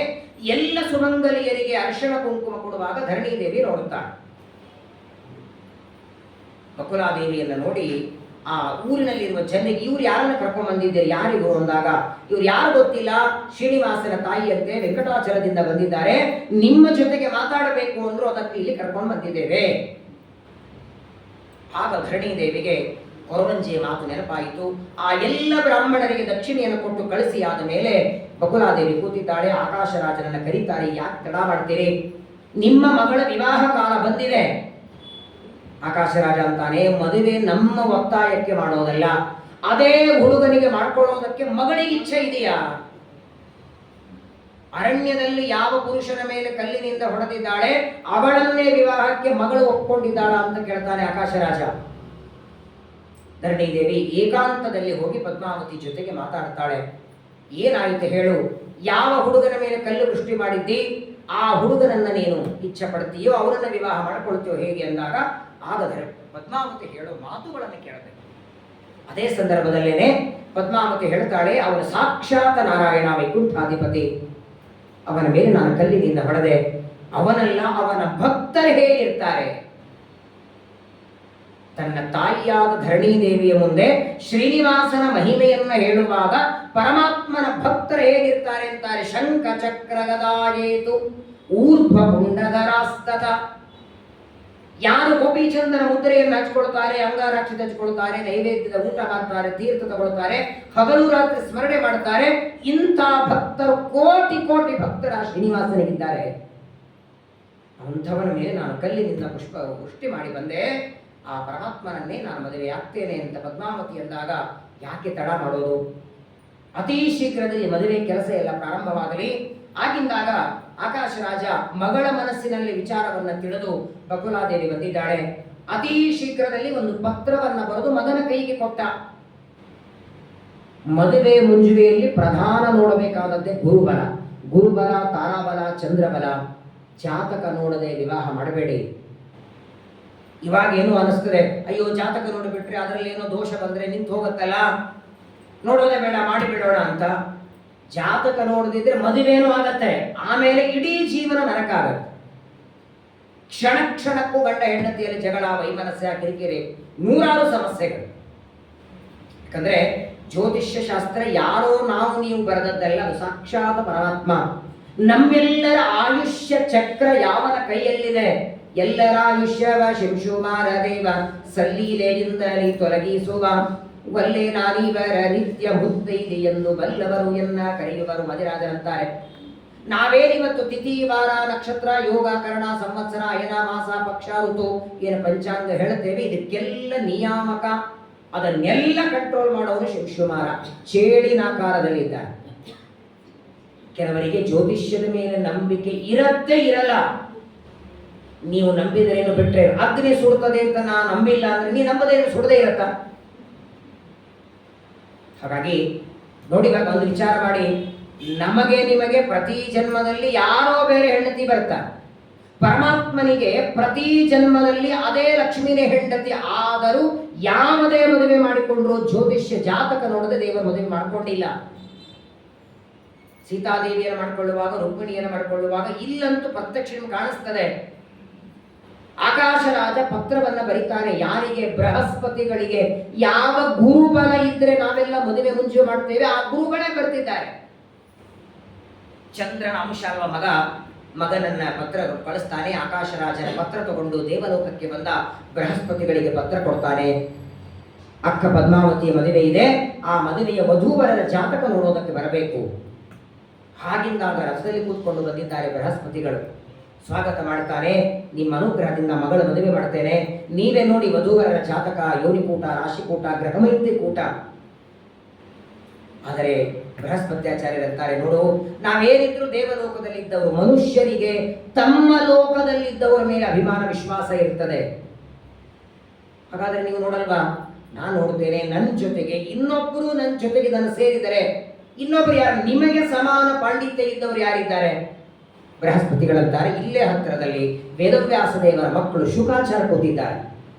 ಪರಮ ವಿರಕ್ತ ಶಿಖಾಮಣಿಗಳು ಭಾಗವತಾಚಾರ್ಯರು ಪಕ್ಕದಲ್ಲಿದ್ದಾರೆ. ಅವರನ್ನ ಕರ್ಕೊಂಡು ಬಾ, ನಾವಿಬ್ಬರೂ ಸೇರಿ ಜಾತಕವನ್ನು ನೋಡ್ತೇವೆ ಅಂದಾಗ ಸರಿ ಅಂತ ಇನ್ನೊಂದು ಪತ್ರವನ್ನ ಬರೆದು ತಮ್ಮನನ್ನ ಕೊಟ್ಟು ಕಳಿಸ್ತಾರೆ. ಎಷ್ಟು ಚೆನ್ನಾಗಿದೆ ನೋಡಿ ತಾರತಮ್ಯ.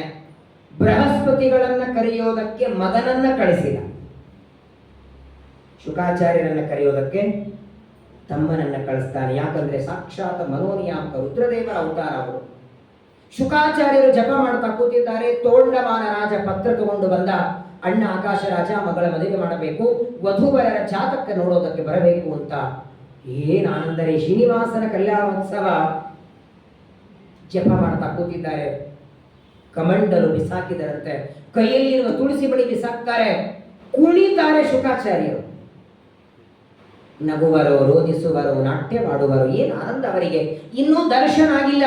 ಶ್ರೀನಿವಾಸನ ಮದುವೆ ಇದೆ, ಆ ಪರಮಾತ್ಮನ ಮದುವೆಗೆ ಜಾತಕ ನೋಡ್ಲಿಕ್ಕೆ ನಾನು ಬರ್ತೇನೆ ಎಂದು ಆನಂದ ಅಂದ್ರೆ ಆನಂದ. ಶುಕಾಚಾರ್ಯ ಕುಣಿದು ಕುಣಿದು ಕುಣಿದು ಆನಂತರ ದರ್ಭೆಯಿಂದ ಅಲಂಕಾರ ಮಾಡಿಕೊಂಡು ರಥದಲ್ಲಿ ಕೂತ್ಕೊಂಡು ಬರ್ತಾರೆ. ಶುಕಾಚಾರ್ಯರು ಬೃಹಸ್ಪತಿಗಳು ಕೂತಿದ್ದಾರೆ.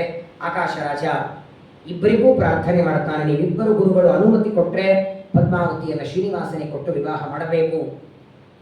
ಶುಕಾಚಾರ್ಯರಂತಾರೆ, ಅನುಮತಿ ಕೇಳಬೇಕಾ? ಬಹಳ ದೊಡ್ಡ ನೋಡಿ, ಎಲ್ಲಾ ದಾನಗಳಲ್ಲಿ ದೊಡ್ಡ ದಾನ ಅಂದ್ರೆ ಕನ್ಯಾದಾನ. ಸಾಮಾನ್ಯವಾಗಿ ದಾನ ಕೊಡುವಾಗ ಇದನ್ನ ಮಮ ಅಂತೀವಿ ನಾವು. ಅಂದ್ರೆ ಏನರ್ಥ? ಇದನ್ನ ಮಮ ಅಂದ್ರೆ ಇನ್ಮೇಲೆ ಈ ವಸ್ತುವಿನ ಮೇಲೆ ನನಗೆ ಅಧಿಕಾರ ಇಲ್ಲ. ತಮ್ಮಿಗೆ ಕೊಟ್ಟಾಯ್ತು. ಆಚಾರ್ಯ ತಮ್ಗೆ ಏನ್ ಮಾಡ್ತಿದ್ರಿ? ಪೂಜೆ ಮಾಡ್ತಿದ್ರೋ ಇಲ್ಲೋ? ಅವ್ರು ಏನರೇ ಮಾಡ್ಲಿ, ನಿಮ್ಗೇನ್ ಕೇಳೋ ಹಾಗಿಲ್ಲ, ಕೃಷ್ಣಾರ್ಪಣ. ಆದರೆ ನೋಡಿ, ಒಂದು ಬಾರಿ ಕೃಷ್ಣಾರ್ಪಣ ಅಂತ ಕೊಟ್ಟ ಮೇಲೂ ಸಂಬಂಧ ಉಳಿಯುವ ದಾನ ಅಂದ್ರೆ ಮಗಳ ಮನೆಗೆ ಬರ್ತಿರ್ಬೇಕು, ಹೋಗ್ತೀನಿ, ದಾನ ಕೊಟ್ಟಾಗಿದೆ ಬರಬೇಡ ಅಂತೀರಾ? ಬರಬೇಕು, ಹೋಗಬೇಕು. ಮಗಳ ಬಾಣಂತನ ನೀವೇ ಹೋಗಿ ಮಾಡಬೇಕು. ಹಾಗಾಗಿ ಎಲ್ಲಾ ದಾನಗಳಲ್ಲಿ ಎರಡು ವಂಶವನ್ನ ಬೆಳೆಯುವ ದೊಡ್ಡ ದಾನ ಕನ್ಯಾದಾನ. ಒಬ್ಬ ಬ್ರಾಹ್ಮಣನಿಗೆ ಕನ್ಯಾದಾನ ಮಾಡಿದರೆ ಕೋಟಿ ಯಜ್ಞ ಮಾಡಿದ ಪುಣ್ಯ ಬರ್ತದೆ. ನೀನಂತೂ ಸರ್ವಜ್ಞನಾದ ದೇವರಿಗೆ ಕನ್ಯಾದಾನ ಮಾಡ್ತಿದ್ದಿ, ಸಂದೇಹ ಮಾಡಬೇಡ ಅಂತ ಶುಕಾಚಾರ್ಯ. ನೀನು ಪದ್ಮಾವತಿಯ ರಾಶಿ ನಕ್ಷತ್ರ ಹೇಳು, ಬಕುಲಾದೇವಿ ಶ್ರೀನಿವಾಸ ರಾಶಿ ನಕ್ಷತ್ರ ಹೇಳಿ, ಎರಡನ್ನೂ ನೋಡಿ ನಾವು ಜಾತಕ ನೋಡುತ್ತೇವೆ. ಅಂದಾಕ್ಷಣ ಕೋಪ ಬಂತಂತೆ. ಬಕುಳಾದೇವಿ ಕಣ್ಣು ಕೆಂಪು ಮಾಡ್ತಾಳೆ. ಶ್ರೀನಿವಾಸನ ಜಾತಕ ಹೇಳು ಅಂದ್ರೆ ಗೊತ್ತಿಲ್ವಾ ನಿಮಗೆ? ಬೆಳಗಾದ್ರೆ ಪೂಜೆ ಮಾಡ್ತೀರಲ್ಲ, ಎಷ್ಟು ಸಹಸ್ರನಾಮ ಅದನ್ನ ಇಟ್ಕೊಂಡು ಪೂಜೆ ಮಾಡ್ತೀರಿ, ಪರಮಾತ್ಮನ ಬಗ್ಗೆ ಗೊತ್ತಿಲ್ಲ ಅಂದ ಶುಕಾಚಾರ್ಯ ಅಂತ ನಮಗೆಲ್ಲ ಗೊತ್ತಮ್ಮ. ಆದ್ರೆ ಈಗ ಹುಡುಗನ ತಾಯಿಯಾಗಿ ನೀನು ಬಂದಿದ್ದೆ. ಕನ್ಯಾದಾನ ಮಾಡುವ ರಾಜನಿಗೆ ನಿನ್ನ ಮೇಲೆ ವಿಶ್ವಾಸ ಹೆಚ್ಚು, ನೀನೇ ಹೇಳುವಂದಾಗ ಸರಿ ಅಂತ ವಸಿಷ್ಠ ಗೋತ್ರ, ಶ್ರವಣ ನಕ್ಷತ್ರ, ಚಂದ್ರವಂಶದಲ್ಲಿ ಹುಟ್ಟಿದ್ದಾನೆ. ಕೃಷ್ಣ ಪಕ್ಷದಲ್ಲಿ ಹುಟ್ಟಿದ್ದಕ್ಕೆ ಕೃಷ್ಣ ಅಂತ ಹೆಸರು, ಮತ್ಸ್ಯ, ಕೂರ್ಮ, ವರಾಹ, ನರಸಿಂಹ ಅಂತ ಅನೇಕ ಹೆಸರುಗಳಿವೆ. ಪರಮಾತ್ಮನ ಬಗ್ಗೆ ಅವರು ಹೇಳ್ತಾರೆ. ಮೃಗಶಿರ ನಕ್ಷತ್ರದಲ್ಲಿ ಹುಟ್ಟಿದ್ದಾಳೆ. ಇಬ್ಬರ ರಾಶಿಕೂಟ ಇವನಿಗೆ ಅಲ್ಲೇ ನೋಡಬೇಕಾಗಿಲ್ಲ. ನಮ್ಮ ರಾಶಿ ನಕ್ಷತ್ರದಲ್ಲಿ ದೋಷ ಇದ್ರೆ ಅವನ ಸ್ಮರಣೆ ಮಾಡಿದ್ರೆ ಹೋಗತ್ತೆ. ಸಕಲ ಗ್ರಹಬಲ ನೀನೆ ಸರಸಿಜಾಕ್ಷ. ಇನ್ನೊಬ್ಬರ ರಾಶಿಕೂಟವನ್ನ ಉದ್ಧಾರ ಮಾಡುವ ಅವನ ಸ್ಮರಣೆ ಮಾಡಿದರೆ ಸಾಕು. ನವಗ್ರಹ ದೇವತೆಗಳ ಪೂಜೆಯನ್ನ ಮಾಡಿ, ಶುಂಶುಮಾರನ ಪೂಜೆ ಮಾಡಿ, ನಿಮ್ಮ ಮಕ್ಕಳಿಗೆ ಮೊಮ್ಮಕ್ಕಳಿಗೆ ಕಲ್ಯಾಣ ಆಗತ್ತೆ. ಇನ್ನು ಅವನ ರಾಶಿಯಲ್ಲಿ ಏನ್ರಿ ದೋಷ ಬರ್ತದೆ? ಶುಕಾಚಾರ್ಯರಂದ್ರು ಇಂಥ ಜಾತಕ ಯಾರದೂ ಇಲ್ಲ, ಅತ್ಯಂತ ಉನ್ನತ ಸ್ಥಾನದಲ್ಲಿವೆ ಗ್ರಹಗಳು, ಆದಷ್ಟು ಶೀಘ್ರದಲ್ಲಿ ಮದುವೆಯನ್ನ ಮಾಡುವಂತಾರೆ.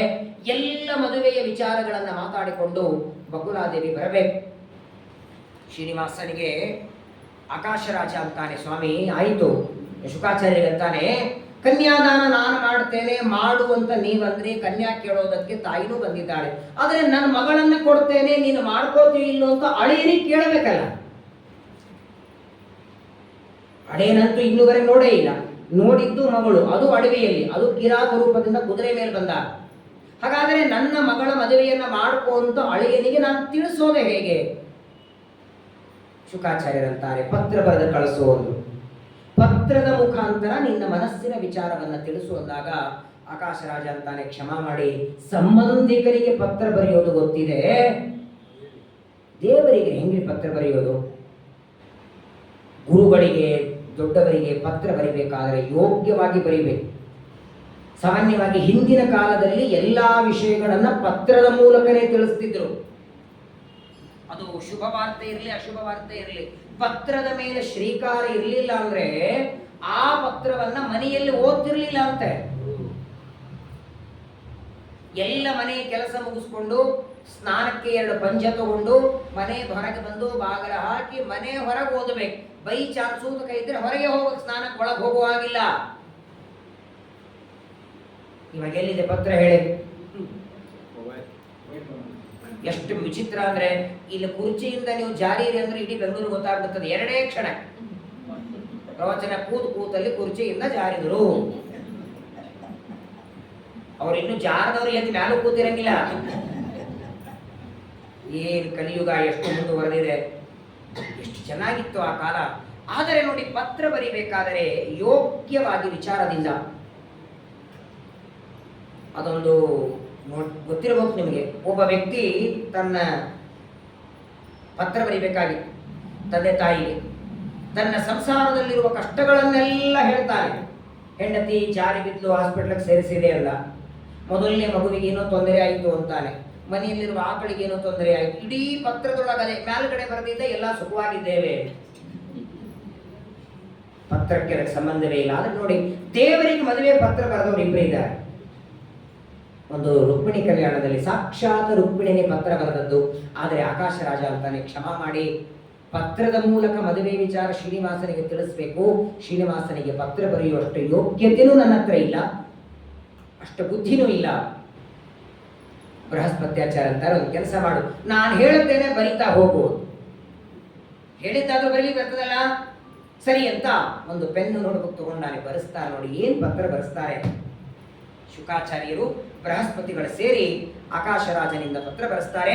ಅಪ್ರಾಕೃತನಾದ, ಸ್ವತಂತ್ರನಾದ, ಸರ್ವಜ್ಞನಾದ, ಅನಂತ ಕೋಟಿ ಬ್ರಹ್ಮಾಂಡ ನಾಯಕನಾದ, ಸಮಗ್ರ ಜಗತ್ತಿನ ಸೃಷ್ಟಿ ಸ್ಥಿತಿ ಲಯವನ್ನ ಮಾಡುವ ಬ್ರಹ್ಮಾದಿ ದೇವತೆಗಳಿಗೆ ಒಡೆಯನಾದ, ಪ್ರಳಯ ಕಾಲದಲ್ಲಿ ಇಡೀ ಬ್ರಹ್ಮಾಂಡವನ್ನ ಉದರದಲ್ಲಿ ಹಾಕಿಕೊಂಡು ವಟಪತ್ರದ ಮೇಲೆ ಮಲಗಿದ, ಶ್ರೀ ಭೂ ದುರ್ಗಾದೇವಿಯಿಂದ ಸೇವಿತನಾದ, ಅನಂತ ವೇದಗಳಿಂದ ಪ್ರತಿಪಾದ್ಯನಾದ, ಜ್ಞಾನ ಆನಂದಾದಿ ಅನಂತ ಗುಣಗಳಿಂದ ಪರಿಪೂರ್ಣನಾದ, ಸಚ್ಚಿದಾನಂದ ರೂಪನಾದ, ಜನ್ಮ ಜನ್ಮ ಮರಣಾದಿ ದೋಷಗಳ ರಹಿತನಾದ, ಚಿಂತಾ ಸಂತಾಪಾದಿ ದೋಷಗಳಲ್ಲದಿರುವ ಅಪ್ರಾಕೃತನಾದ, ನಿರಂತರವಾಗಿ ಭಕ್ತರ ಮೇಲೆ ಅನುಗ್ರಹ ಮಾಡುವ ಭಕ್ತ ವತ್ಸಲನಾದ, ತುಳಸೀದಲ ಕೊಟ್ಟರು ಭಕ್ತರ ಮೇಲೆ ಅನುಗ್ರಹ ಮಾಡುವ ಕ್ಷಮಾ ಸಮುದ್ರನಾದ, ಅನಂತ ಕೋಟಿ ಬ್ರಹ್ಮಾಂಡ ನಾಯಕನಾದ ಶ್ರೀನಿವಾಸನಿಗೆ. ಯಾವ ಬರೆದಿಲ್ಲ ಈ ತರ ಪತ್ರ. ಶ್ರೀನಿವಾಸನಿಗೆ ಅಂತ ಬರೆದು ಕೆಳಗಡೆ ನೋಡಿ ಅನಂತ ಸಾಷ್ಟಾಂಗ ನಮಸ್ಕಾರಗಳು ಅಂತ ಬರೆದು ಬ್ರಾಕೆಟ್ ಅಲ್ಲಿ ಮಾವನಾದದ್ದಕ್ಕೆ ಆಶೀರ್ವಾದ ಅಂತಾನೆ. ಆಶೀರ್ವಾದ ಮಾಡೋ ಯೋಗ್ಯತೆ ನನಗಿಲ್ಲ. ಅಪ್ರಾಕೃತನಾದ ನಿನಗೆ ನಾನಿಲ್ಲ ಆಶೀರ್ವಾದ ಮಾಡೋದು. ಆದರೂ ಈಗ ಮಾವ ಬಂಧುತ್ವಾತ್ತೇ ಸುರೋತ್ತಮ, ನೀ ನನ್ನ ಬಂಧುವಾಗಬೇಕು ಅಂತ ಕೆಳಗೆ ಬ್ರಾಕೆಟ್ ಅಲ್ಲಿ ಬರೀತಾನೆ. ನಿನ್ನ ಯೋಗಕ್ಷೇಮ ನಾನು ಕೇಳಬೇಕಾಗಿಲ್ಲ ಅಂದ. ನಿನ್ನ ಅನುಗ್ರಹದಿಂದ ನಾವೆಲ್ಲ ಯೋಗಕ್ಷೇಮವಾಗಿದ್ದೇವೆ. ಈಗ ನಿನ್ನ ಅನುಗ್ರಹದಿಂದ ಮಗಳ ಮದುವೆ ಮಾಡಬೇಕು. ಶುಕಾಚಾರ್ಯರು ಬೃಹಸ್ಪತಿಗಳು ಜಾತಕವನ್ನು ನೋಡಿದ್ದಾರೆ. ವೈಶಾಖ ಮಾಸ ಶುಕ್ಲ ಪಕ್ಷ ತ್ರಯೋದಶಿ ಪತ್ರ ಬರಿತಾ ಇರು.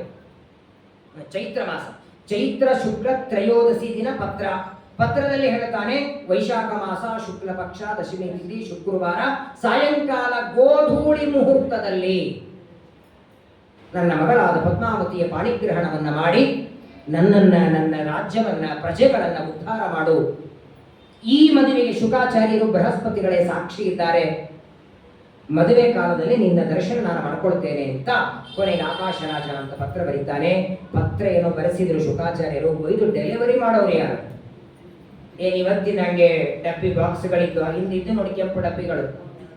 ನೀವಲ್ಲಿ ಪತ್ರ ಹಾಕಿ ಯಾರಿಗೋ ಆರಾಮಿಲ್ಲ ಅಂತ ಪತ್ರ ಹಾಕಿದ್ರೆ ಅವ್ರು ವೈಕುಂಠ ಸಮಾರಾಧ್ಯ ಹೋಗಿ ತಲುಪಿರ್ತದಲ್ಲಿ ಅವ್ರ ಮೇಲೆ ಹೋಗ್ಬಿಟ್ಟಿರ್ತಾರೆ. ಯಾರಿಗೆ ಕೊಡಬೇಕು? ಆಕಾಶರಾಜ ವಿಚಾರ ಮಾಡ್ತಾನೆ, ಇದು ಮದುವೆ ಪತ್ರ. ಯಾರೋ ಒಬ್ಬ ಸೇವಕನ ಕೈಯಲ್ಲಿ ಕೊಟ್ಟು ಕಳಿಸಿದರೆ ಪತ್ರ ಆಮೇಲೆ ಓದ್ಲಿ, ಮೊದಲು ತಂದ ವ್ಯಕ್ತಿ ಯಾರೋ ನೋಡಿ ಇಂಥವ್ರ ಕೈಯಲ್ಲಿ ಕಳಿಸಿದ್ದಾರೆ, ನನಗೆ ಮದುವೆ ಬೇಡ ಅಂದ್ಬಿಟ್ರೆ ವಿಚಾರ ಮಾಡ್ತಾನೆ. ಪತ್ರ ಯಾರ ಕೈಯಲ್ಲಿ ಕಳಿಸ್ಬೇಕು ಅಂದ್ರೆ ಯಾರನ್ನ ನೋಡಿದರೆ ಸಾಕು, ಪತ್ರ ಓದೋದು ಬೇಡ. ಆ ವ್ಯಕ್ತಿಯನ್ನ ನೋಡಿದರೂ ದೇವರ ಮನಸ್ಸಿಗೆ ಆನಂದ ಆಗಬೇಕು. ಅಷ್ಟು ದೇವರಿಗೆ ಪ್ರೀತ್ಯಾಸ್ಪದ ವ್ಯಕ್ತಿ ಅಂದ್ರೆ ಶುಕಾಚಾರ್ಯರೇ ನೀವೇ ಎಂದುಬಿಟ್ಟ. ಅಲ್ಲಯ್ಯ ನಾನು ಪುರೋಹಿತ. ಹೌದು ಸ್ವಾಮಿ, ಮಂತ್ರನೂ ಹೇಳಬೇಕು, ಜಪಾನು ಮಾಡಬೇಕು, ಹೋಮನೂ ಮಾಡಿಸ್ಬೇಕು, ಕೆಲವು ಸಲ ಡೆಲಿವರಿನೂ ಮಾಡಬೇಕಾಗತ್ತೆ. ನೀವು ಪುರೋಹಿತರು ಎಲ್ಲಾ ಕೆಲಸ ಮಾಡಬೇಕು. ದಯಮಾಡಿ ಈ ಪತ್ರವನ್ನ ನೀವೇ ಒಯ್ದು ಕೊಡಬೇಕು. ಯಾಕಂದ್ರೆ ನಿಮ್ಮ ಹೊರತು ಬೇರೆಯವರ ಮೇಲೆ ವಿಶ್ವಾಸ ಇಲ್ಲ ನನಗೆ. ಅಷ್ಟೇ ಅಲ್ಲ, ನೀವೇನಾದ್ರೂ ಪತ್ರ ತಗೊಂಡು ಹೋದರೆ 100ಕ್ಕೆ 100ರಷ್ಟು ಈ ಮದುವೆಗೆ ಶ್ರೀನಿವಾಸ ಒಪ್ಕೊಳ್ತಾನೆ. ಆ ವಿಶ್ವಾಸ ನನಗಿದೆ. ಶುಕಾಚಾರ್ಯರಂತಾರೆ, ದೊಡ್ಡ ಭಾಗ್ಯ. ಮದುವೆ ಕಾಲದಲ್ಲಿ ನೋಡ್ತೇನೆ ಅನ್ಕೊಂಡಿದ್ದೆ, ಪತ್ರ ಕೊಡುವಾಗಲೇ ಅವನ ದರ್ಶನ ಮಾಡಿಸ್ತಾ ಇದ್ದೆ. ನೋಡಿ, ದೇವರ ದರ್ಶನದ ಅವಕಾಶ ಸಿಕ್ಕರೆ ಕೋಟಿ ರೂಪಾಯಿ ಇಲ್ಲ, 10 ಕೋಟಿ ರೂಪಾಯಿ ಯಾರೋ ಕೊಡಿಗ, ನಾಳೆ ಬೆಳಗ್ಗೆ ಒಂದು 10 ಕೋಟಿ ರೂಪಾಯಿ ನಿಮ್ಗೆ ಕೊಡ್ತೇನೆ ಅಂತ ಯಾರೋ ಒಬ್ಬ ವ್ಯಕ್ತಿ ಹೇಳ್ತಾರೆ. ನಾಳೆ ಬೆಳಗ್ಗೆ ತಿರುಪತಿಗೆ ನಡೀರಿ, ಒಂದು ಎದುರುಗಡೆ ಮೊದಲನೇ ಬಾಗಿಲಿಗೆ ದರ್ಶನ ಟಿಕೆಟ್ ಇದೆ ಅಂತ ಯಾರೋ ಕರೀತಾರೆ. ಎರಡರಲ್ಲಿ ಯಾವುದಕ್ಕೆ ಹೋಗ್ತೀರಾ ನೀವು? ಎಷ್ಟು ಸುಳ್ಳು ಹೇಳ್ತೀರಿ? ಕನಿಷ್ಠ ಆಚಾರ ಮುಂದಾದ್ರೂ ಸತ್ಯ ಹೇಳಿ. 10 ಕೋಟಿ ರೂಪಾಯಿ ಅವನು ಕೊಟ್ರೆ ಅದ್ರಲ್ಲಿ 1 ಕೋಟಿ ಕೊಟ್ಟು ನೀವು ಆಮೇಲೆ ದರ್ಶನಕ್ಕೆ ಹೋಗ್ಬೋದಲ್ಲ. ಮೊದಲನೇ ಬಾಗಿಲಿಗೆ ಯಾಕೆ 1 ಕೋಟಿ ಕೊಟ್ರೆ ಸಂಪೂರ್ಣ ಉದಯಾಸ್ತಮಾನ ಸೇವಾ ಮಾಡಿಸ್ಕೊಂಡು ಹೋಗ್ಬೋದಲ್ಲ? ಹೌದೋ ಇಲ್ಲ ಹೇಳಿ? ಪ್ರಾಯ ಮನುಷ್ಯರ ಮನಸ್ಸು ಆಯ್ತು, ತಿರುಪತಿಯಲ್ಲಿ 1 ಟಿಕೆಟ್ ಇದೆ, 10 ಕೋಟಿ ಕೊಟ್ಟರೆ ಆಮೇಲೆ ಹೋಗ್ಬೋದಲ್ಲ, ಸರಳಾಗಿ ನಮ್ಮ ಮನಸ್ಸು ತಿರುಗಿ ಬಿಡುತ್ತದೆ. ಶುಕಾಚಾರ್ಯರಂಥವರಲ್ಲ, ಇಡೀ ಪೃಥ್ವಿ ತುಂಬೆ ದಕ್ಷಿಣೆ ಕೊಟ್ಟರು ಬೇಡ ಅಂತ. ನೋಡಿ, ಪರೀಕ್ಷಿತ ರಾಜನಿಗೆ 7 ದಿನ ಭಾಗವತ ಹೇಳಿದ್ರು, ಮಂಗಳ ದಿನ ಏನ್ ಕೊಟ್ಟ? ಏನ್ ಇಂಥವನ ಹತ್ರ ಕೊಡ್ಲಿಕ್ಕೆ? ಪಾದಪೂಜೆ ಮಾಡಿ ಪ್ರದಕ್ಷಿಣೆ ನಮಸ್ಕಾರ ಮಾಡದ ಅಲ್ಪ ಸಂತುಷ್ಟರಾದ ವಿರಕ್ತ ಶಿಖಾಮಣಿಗಳು ಶುಕಾಚಾರ್ಯರು. ಅವರ ಕೈಯಲ್ಲಿ ಪತ್ರ ಕೊಟ್ಟ ನಮಸ್ಕಾರ ಮಾಡ್ತಾನೆ. ಶುಕಾಚಾರ್ಯರನ್ನು ಕಳಿಸುವಾಗ ಒಂದು ಆತ ಹೇಳ್ತಾನೆ, ಕೋಟಿ ಆಗಲಿ ಅರ್ಬುದವಾಗಲಿ ಅವನು ಎಷ್ಟು ವರದಕ್ಷಿಣೆ ಬೇಡಿದ್ರು ಕೊಡ್ತೇನೆ, ಆದ್ರೆ ಮದುವೆ ಮಾತ್ರ ಏನಕೇನ ಪ್ರಕಾರೇಣ ತಸ್ಯ ಚಿತ್ತಂ ವಶೀಕುರು. ಏನಾದ್ರೂ ಮಾಡಿ ಮದುವೆ ಒಪ್ಪಿಸ್ಬೇಕು ಅಂದಾಗ ಸರಿ ಅಂತ ಪತ್ರ ತಗೊಂಡು ಹೊಂಟಿದ್ದಾರೆ. ಚೈತ್ರ ಶುಕ್ಲ ತ್ರಯೋದಶಿ, ಕಾಲಲ್ಲಿ ಚಪ್ಪಲಿ ಇಲ್ಲ. ತಿರುಪತಿ ಬೆಟ್ಟ ಹತ್ತು ಬನ್ನಿ ನೋಡೋಣ.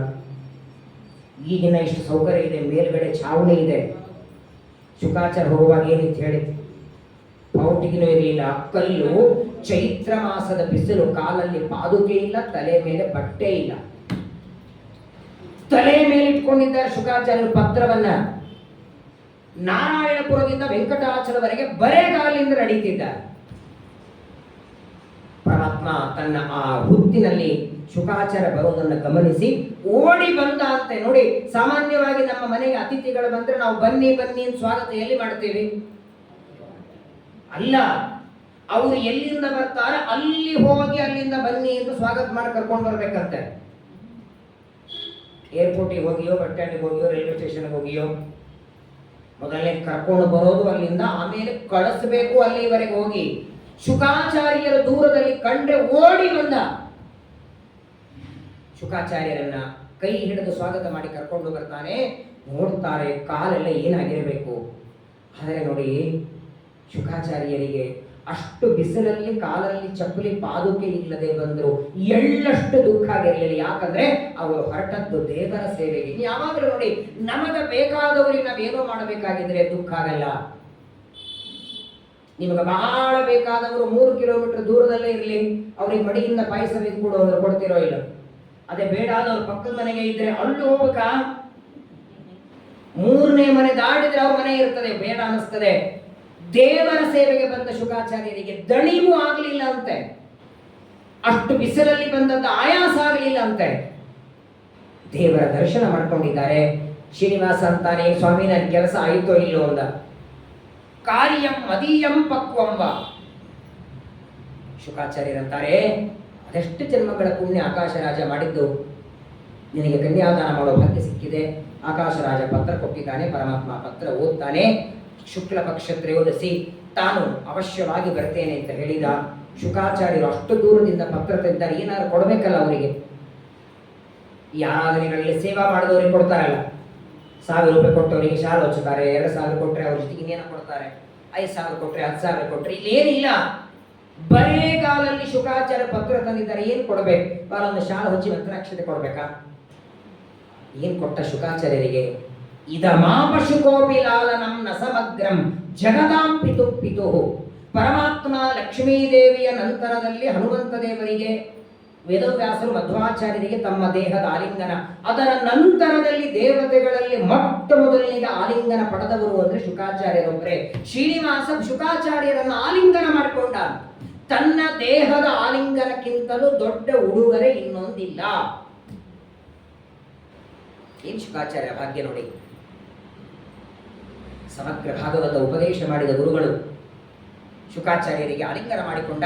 ತಾನೂ ಒಂದು ಪತ್ರ ಬರೀತಾನೆ. ರಾಜಾಧಿರಾಜನಾದ, ಸುಧರ್ಮರಾಜನ ಮೊಮ್ಮಗನಾದ, ಸುವೀರರಾಜನ ಮಗನಾದ ಆಕಾಶರಾಜನಿಗೆ, ಧಾರ್ಮಿಕನಾದ, ಎಲ್ಲ ಪ್ರಜೆಗಳನ್ನ ತನ್ನ ಮಕ್ಕಳಂತೆ ಪಾಲನೆ ಮಾಡುವ, ಧರ್ಮ ಅರ್ಥ ಕಾಮ ಮೋಕ್ಷ ಚತುರ್ವಿಧ ಪುರುಷಾರ್ಥಗಳನ್ನು ಪಡೆಯುವ ಅಪೇಕ್ಷೆಯುಳ್ಳ, ಯಾವಾಗಲೂ ಒಳ್ಳೆ ಮನಸ್ಸಿನಿಂದ ಯುಕ್ತನಾದ ರಾಜಾಧಿರಾಜನಾದ ಆಕಾಶರಾಜನಿಗೆ ತಾನು ಶುಭ ಆಶೀರ್ವಾದಗಳು, ನಿನ್ನ ಅಳೆಯನಾದದ್ದರಿಂದ ನಮಸ್ಕಾರ ಅಂತ ತಾನೂ ಕೆಳಗೆ ಬರೆದು, ನೀನು ಬರೆದ ಪತ್ರ ತಲುಪಿತು. ನಿನ್ನ ಪತ್ರದಂತೆ ವೈಶಾಖ ಶುಕ್ಲ ತ್ರಯೋದಶಿಮಿ ಶುಕ್ರವಾರ ಬಂದು ನಾನು ಪಾಣಿಗ್ರಹಣ ಮಾಡುತ್ತೇನೆ ಅಂತ ತಾನೂ ಒಂದು ಪತ್ರವನ್ನು ಬರೆದು ಶುಕಾಚಾರ್ಯರ ಕೈಗೆ ಕೊಡ್ತಾನೆ. ಶುಕಾಚಾರ್ಯರು ಪ್ರದಕ್ಷಿಣೆ ನಮಸ್ಕಾರ ಹಾಕಿ ಅಲ್ಲಿಂದ ಪತ್ರ ತಗೊಂಡು ಹೋಗ್ತಾರೆ. ಶುಕಾಚಾರ್ಯರು ಹೋದ ನಂತರ ಕೆಲವು ಗಂಟೆಗಳ ನಂತರ ಬಕುಲಾದೇವಿ ಬಂದ. ತಲೆ ಮೇಲೆ ಕೈ ಇಟ್ಕೊಳಪ್ಪ ಶ್ರೀನಿವಾಸ, ಏನಿನ್ ಮದುವೆ ಮಾಡಿಸ್ಕೊಳ್ಳೋದು ಕಷ್ಟ, ಯಾಕಮ್ಮ ಇಷ್ಟು ತಡ ಮಾಡಿದೆ ಎಂದ. ಏನಪ್ಪ ಹೇಳೋದು, ಆಕಾಶ ರಾಜ ಕನ್ಯಾನೆ ಕೊಡೋದಿಲ್ಲ ಅಂದ್ಬಿಟ್ಟ. ಯಾಕಂದ್ರೆ ಏನ್ ಮಾಡ್ತಾನೆ ಹುಡುಗ, ಕೆಲಸ ಏನಿಲ್ಲ, ಹಾಗೆ ಇರ್ತಾನೆ, ಹೆಂಗ್ ಕೊಡೋದು ಅಂತ. ಆಮೇಲೆ ಏನಾಯ್ತು ಅಂತ ಕೇಳ್ದ ಶ್ರೀನಿವಾಸ. ಶುಕಾಚಾರ್ಯ ಪತ್ರ ತಗೊಂಡ್ಬಂದಿದ್ರಲ್ಲ, ಅದೇಯಪ್ಪ ಆಕಾಶ ರಾಜ ಏನಾದ್ರೂ ಕನ್ಯಾ ಕೊಡೋದಿಲ್ಲ ಅಂದ್ರೆ ನಿನ್ನ ಪುಣ್ಯ. ನಾನು ಹೋಗೋದಕ್ಕಿಂತ ಮೊದಲು ಬದ್ರಿಕಾಶ್ರಮದಿಂದ ಕೊರವಂಜಿ ಬಂದಿದ್ದಂತೆ ನಾರಾಯಣ ದೇವತೆ, ಅವಳು ಬಂದು ನಿನಗೇ ಕನ್ಯಾದಾನ ಮಾಡಬೇಕು ಅಂತ ಹೇಳಿದ್ದಕ್ಕೆ ಆಕಾಶರಾಜ ಒಪ್ಕೊಂಡ. ಅದು ನಾನೇ ಅಂತ ಗೊತ್ತಿಲ್ಲ ತಾಯಿಗೆ. ನಗುತ್ತಾನೆ ದೇವರು. ಪರವಾಗಿಲ್ಲ, ಇಷ್ಟು ಮದುವೆ ಕೆಲಸ ಮಾಡ್ಕೊಂಡು ಬಂದಿದ್ದಾಳೆ, ಚೆನ್ನಾಗಿ ಅರ್ಧ ಲೋಟ ಮಜ್ಜಿಗೆ ಮಾಡಿಕೊಟ್ಟ, ತಂಪಗೆ ಮಜ್ಜಿಗೆ ಕೊಡುತ್ತಿದ್ದಾರೆ ಇಬ್ಬರು. ಚೈತ್ರ ಮಾಸ ಆಯ್ತು, ಇನ್ನೇನು ಬರುವ ವೈಶಾಖ ದಶಮಿ ಮಗನ ಮದುವೆ ಅಂತ ಆನಂದದಲ್ಲಿದ್ರೆ ಶ್ರೀನಿವಾಸ ಬಂದು ತಾಯಿಗೆ ಹೇಳ್ತಾನೆ, ಅಮ್ಮ ಯಾಕೋ ಮದುವೆ ಬೇಡ ಅನಿಸ್ತಿದೆ.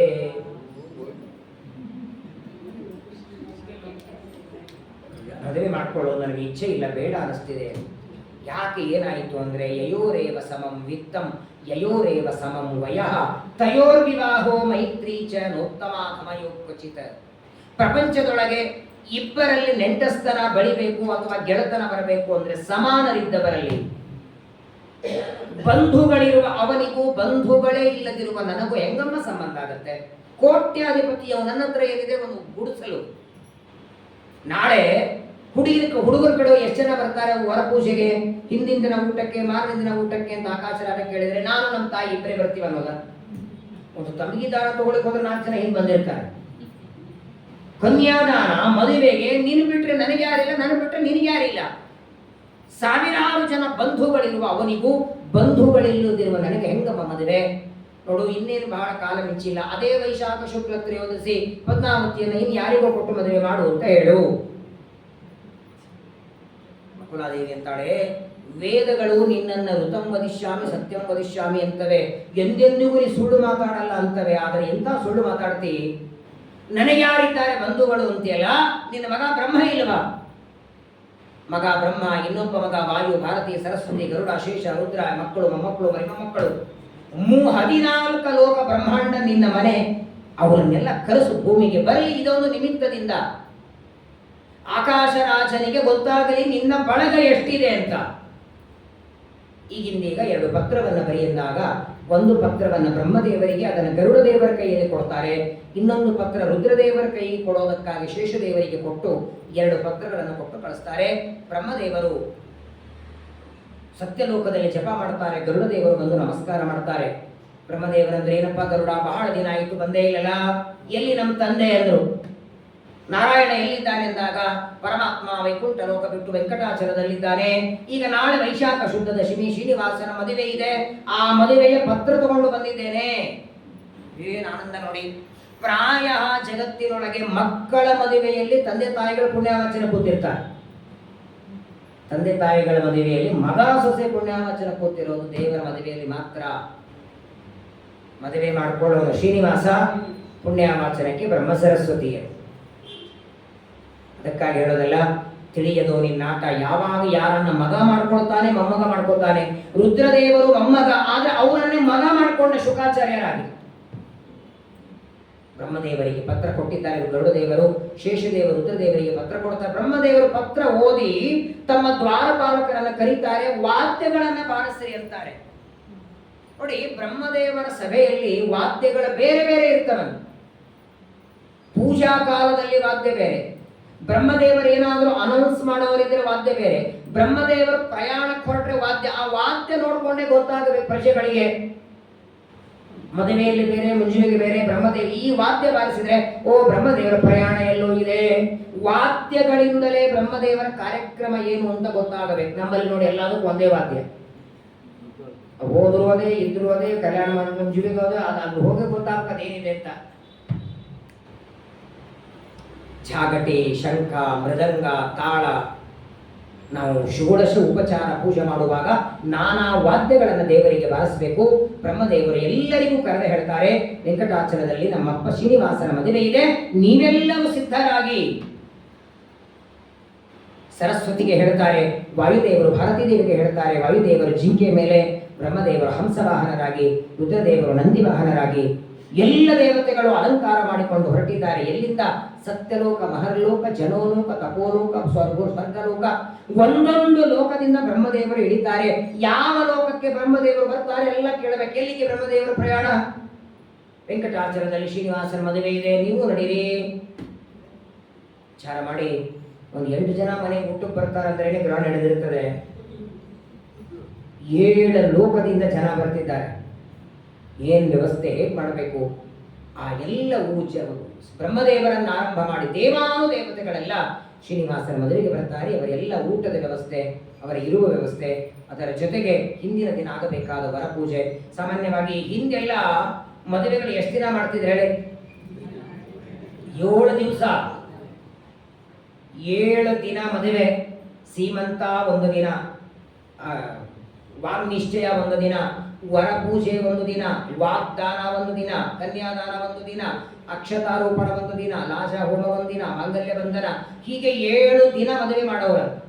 7 ದಿನ ಹೋಗಿ 3 ದಿನಕ್ಕೆ ಬಂದು, 3 ದಿನ ಹೋಗಿ 2 ದಿನಕ್ಕೆ ಬಂದು, 2 ದಿನ ಹೋಗಿ 1 ಡೇ ಮ್ಯಾರೇಜ್ ಬಂದು, 1 ಡೇ ಹೋಗಿ 1 ತಾಸು ಬಂದು, ಒಂದು ತಾಸು ಹೋಗಿ ಒಂದು ಸಿಗ್ನೇಚರ್ ಬಂದಿದೆ. ಈಗ ಒಂದು ಸಿಗ್ನೇಚರ್ ಮದುವೆ, ಇನ್ನೊಂದು ಸಿಗ್ನೇಚರ್ ಡೈವರ್ಸ್. ವಾಸ್ತವಿಕವಾಗಿ 2 ದಿನ ಮಾಡಬೇಕು. ನಮ್ಮ ಶ್ರೀನಿವಾಸನ ಒನ್ ಡೇ ಮ್ಯಾರೇಜ್ ನಾಳೆ ದಿನನೇ ಎದುರುಗೊಳ್ಳೋದು. ನಾಳೆ ದಿನನೇ, ಯಾಕಂದ್ರೆ ಆಲ್ರೆಡಿ 8 ಗಂಟೆ ಆಗಿದೆ. ನಾಳೆಗೆ ಒಂದು ಸ್ವಲ್ಪ ಬೇಗ ಬನ್ನಿ, ನಾನು ಬರ್ತೇನೆ, ನೀವು ಬೇಗ ಬನ್ನಿ. ಶ್ರೀನಿವಾಸನ ಮದುವೆಯ ಎಲ್ಲ ವಿಚಾರಗಳನ್ನು, ದೇವತೆಗಳೆಲ್ಲ ಹೇಗೆ ಬಂದಿದ್ರು, ನಿತ್ಯೋತ್ಸವ ಭವೇತ್ತೇಷಾಂ, ಅನಂತ ಕೋಟಿ ಬ್ರಹ್ಮಾಂಡ ನಾಯಕ, ಅವನು ಮದುವೆ ಮಾಡಿಕೊಳ್ಳೋದೇ ನಿಮ್ಮ ಸಲುವಾಗಿ. ಆ ಪರಮಾತ್ಮನ ಮದುವೆಗೆ ಹೇಗೆ ವೈಭವದಿಂದ ನಡೀತು, ವರಪೂಜೆ ಹೇಗಾಯಿತು, ಎಷ್ಟು ಜನ ಊಟಕ್ಕೆ ಏನು ವ್ಯವಸ್ಥೆ ಮಾಡಿದರು, ಅಡಿಗೆ ಮಾಡಿದರು, ಹೇಗೆ ಮಾಡಿದರು, ಅದನ್ನು ಕೇಳೋದೇ ಒಂದು ಕೋಟಿ ಕೋಟಿ ಜನ್ಮಗಳ ಪುಣ್ಯ. ಅಂತಹ ಅನಂತ ಕೋಟಿ ಬ್ರಹ್ಮಾಂಡ ನಾಯಕನಾದ ಪರಮಾತ್ಮನ ವಿವಾಹದ ದಿನ ನಾಳೆ ದಿನ, ವೈಶಾಖ ಶುದ್ಧ ದಶಮಿ ದಿನ. ಎಲ್ಲರೂ ವಿಶೇಷವಾಗಿ ಪ್ರಾರ್ಥನೆಯನ್ನು ಮಾಡಿ, ನಮಗೆ ನಿಮಗೆ ಮಾತ್ರವಲ್ಲ, ನಮ್ಮ ಇಡೀ ಜಗತ್ತಿಗೆ ಎಲ್ಲರಿಗೂ ಉತ್ತಮವಾದ ಮದುವೆ ಭಾಗ್ಯ ಇರಲಿ. ಮದುವೆಯಾಗದಿದ್ದವರಿಗೆ ಮದುವೆ ಭಾಗ್ಯ, ಎಲ್ಲರಿಗೂ ಆರೋಗ್ಯ, ಜ್ಞಾನ, ಭಕ್ತಿ, ಆಯುಷ್ಯವನ್ನು ಕೊಡಲಿ. ವಿಶೇಷವಾಗಿ ನಮ್ಮ ದೇಶದ ಗಡಿ ಕಾಯುವ ಯೋಧರಿಗೆ, ನಮ್ಮ ದೇಶ ಆಳುವಂತಹ ನರೇಂದ್ರ ಮೋದಿ ಎಲ್ಲರಿಗೂ, ನಮ್ಮ ರಾಜ ಮಂತ್ರಿಗಳೆಲ್ಲರಿಗೂ ಈ ವೆಂಕಟೇಶ ದೇವರ ಅನುಗ್ರಹದಿಂದ ಅವರವರ ಕಾರ್ಯದಲ್ಲಿ ಯಶಸ್ಸು ಸಿಗಲಿ ಅಂತ ನಾಳೆ ದಿನ ಪ್ರಾರ್ಥನೆ ಮಾಡಿ, ಸಮಗ್ರವಾದ ಮದುವೆಯ ಚರಿತ್ರೆಯನ್ನು ನಾಳೆ ದಿನ ಕೇಳೋಣ. ನಮ್ಮ ಶ್ರೀನಿವಾಸನ ಮದುವೆ ಇದೆ, ನಾವೇನು ಮದುವೆ ಕಾರ್ಡ್ ಮಾಡಿಸಿಲ್ಲ, ಅದು ನೀವೆಲ್ಲ ದೊಡ್ಡ ಮನಸ್ಸು ಮಾಡಿಕೊಂಡು ನಾಳೆ ದಿನ ಒಳ್ಳೆ ಸೀರೆ ಉಟ್ಕೊಂಡು ಅಲಂಕಾರ ಮಾಡಿಕೊಂಡು ಚೆನ್ನಾಗಿ ಬೇಗ ಬನ್ನಿ. ವಿಶೇಷವಾಗಿ ಎಲ್ಲರೂ ಸೇರಿ ಪರಮಾತ್ಮನ ಮದುವೆಯನ್ನು ಮಾಡೋಣ ಅಂತೆ.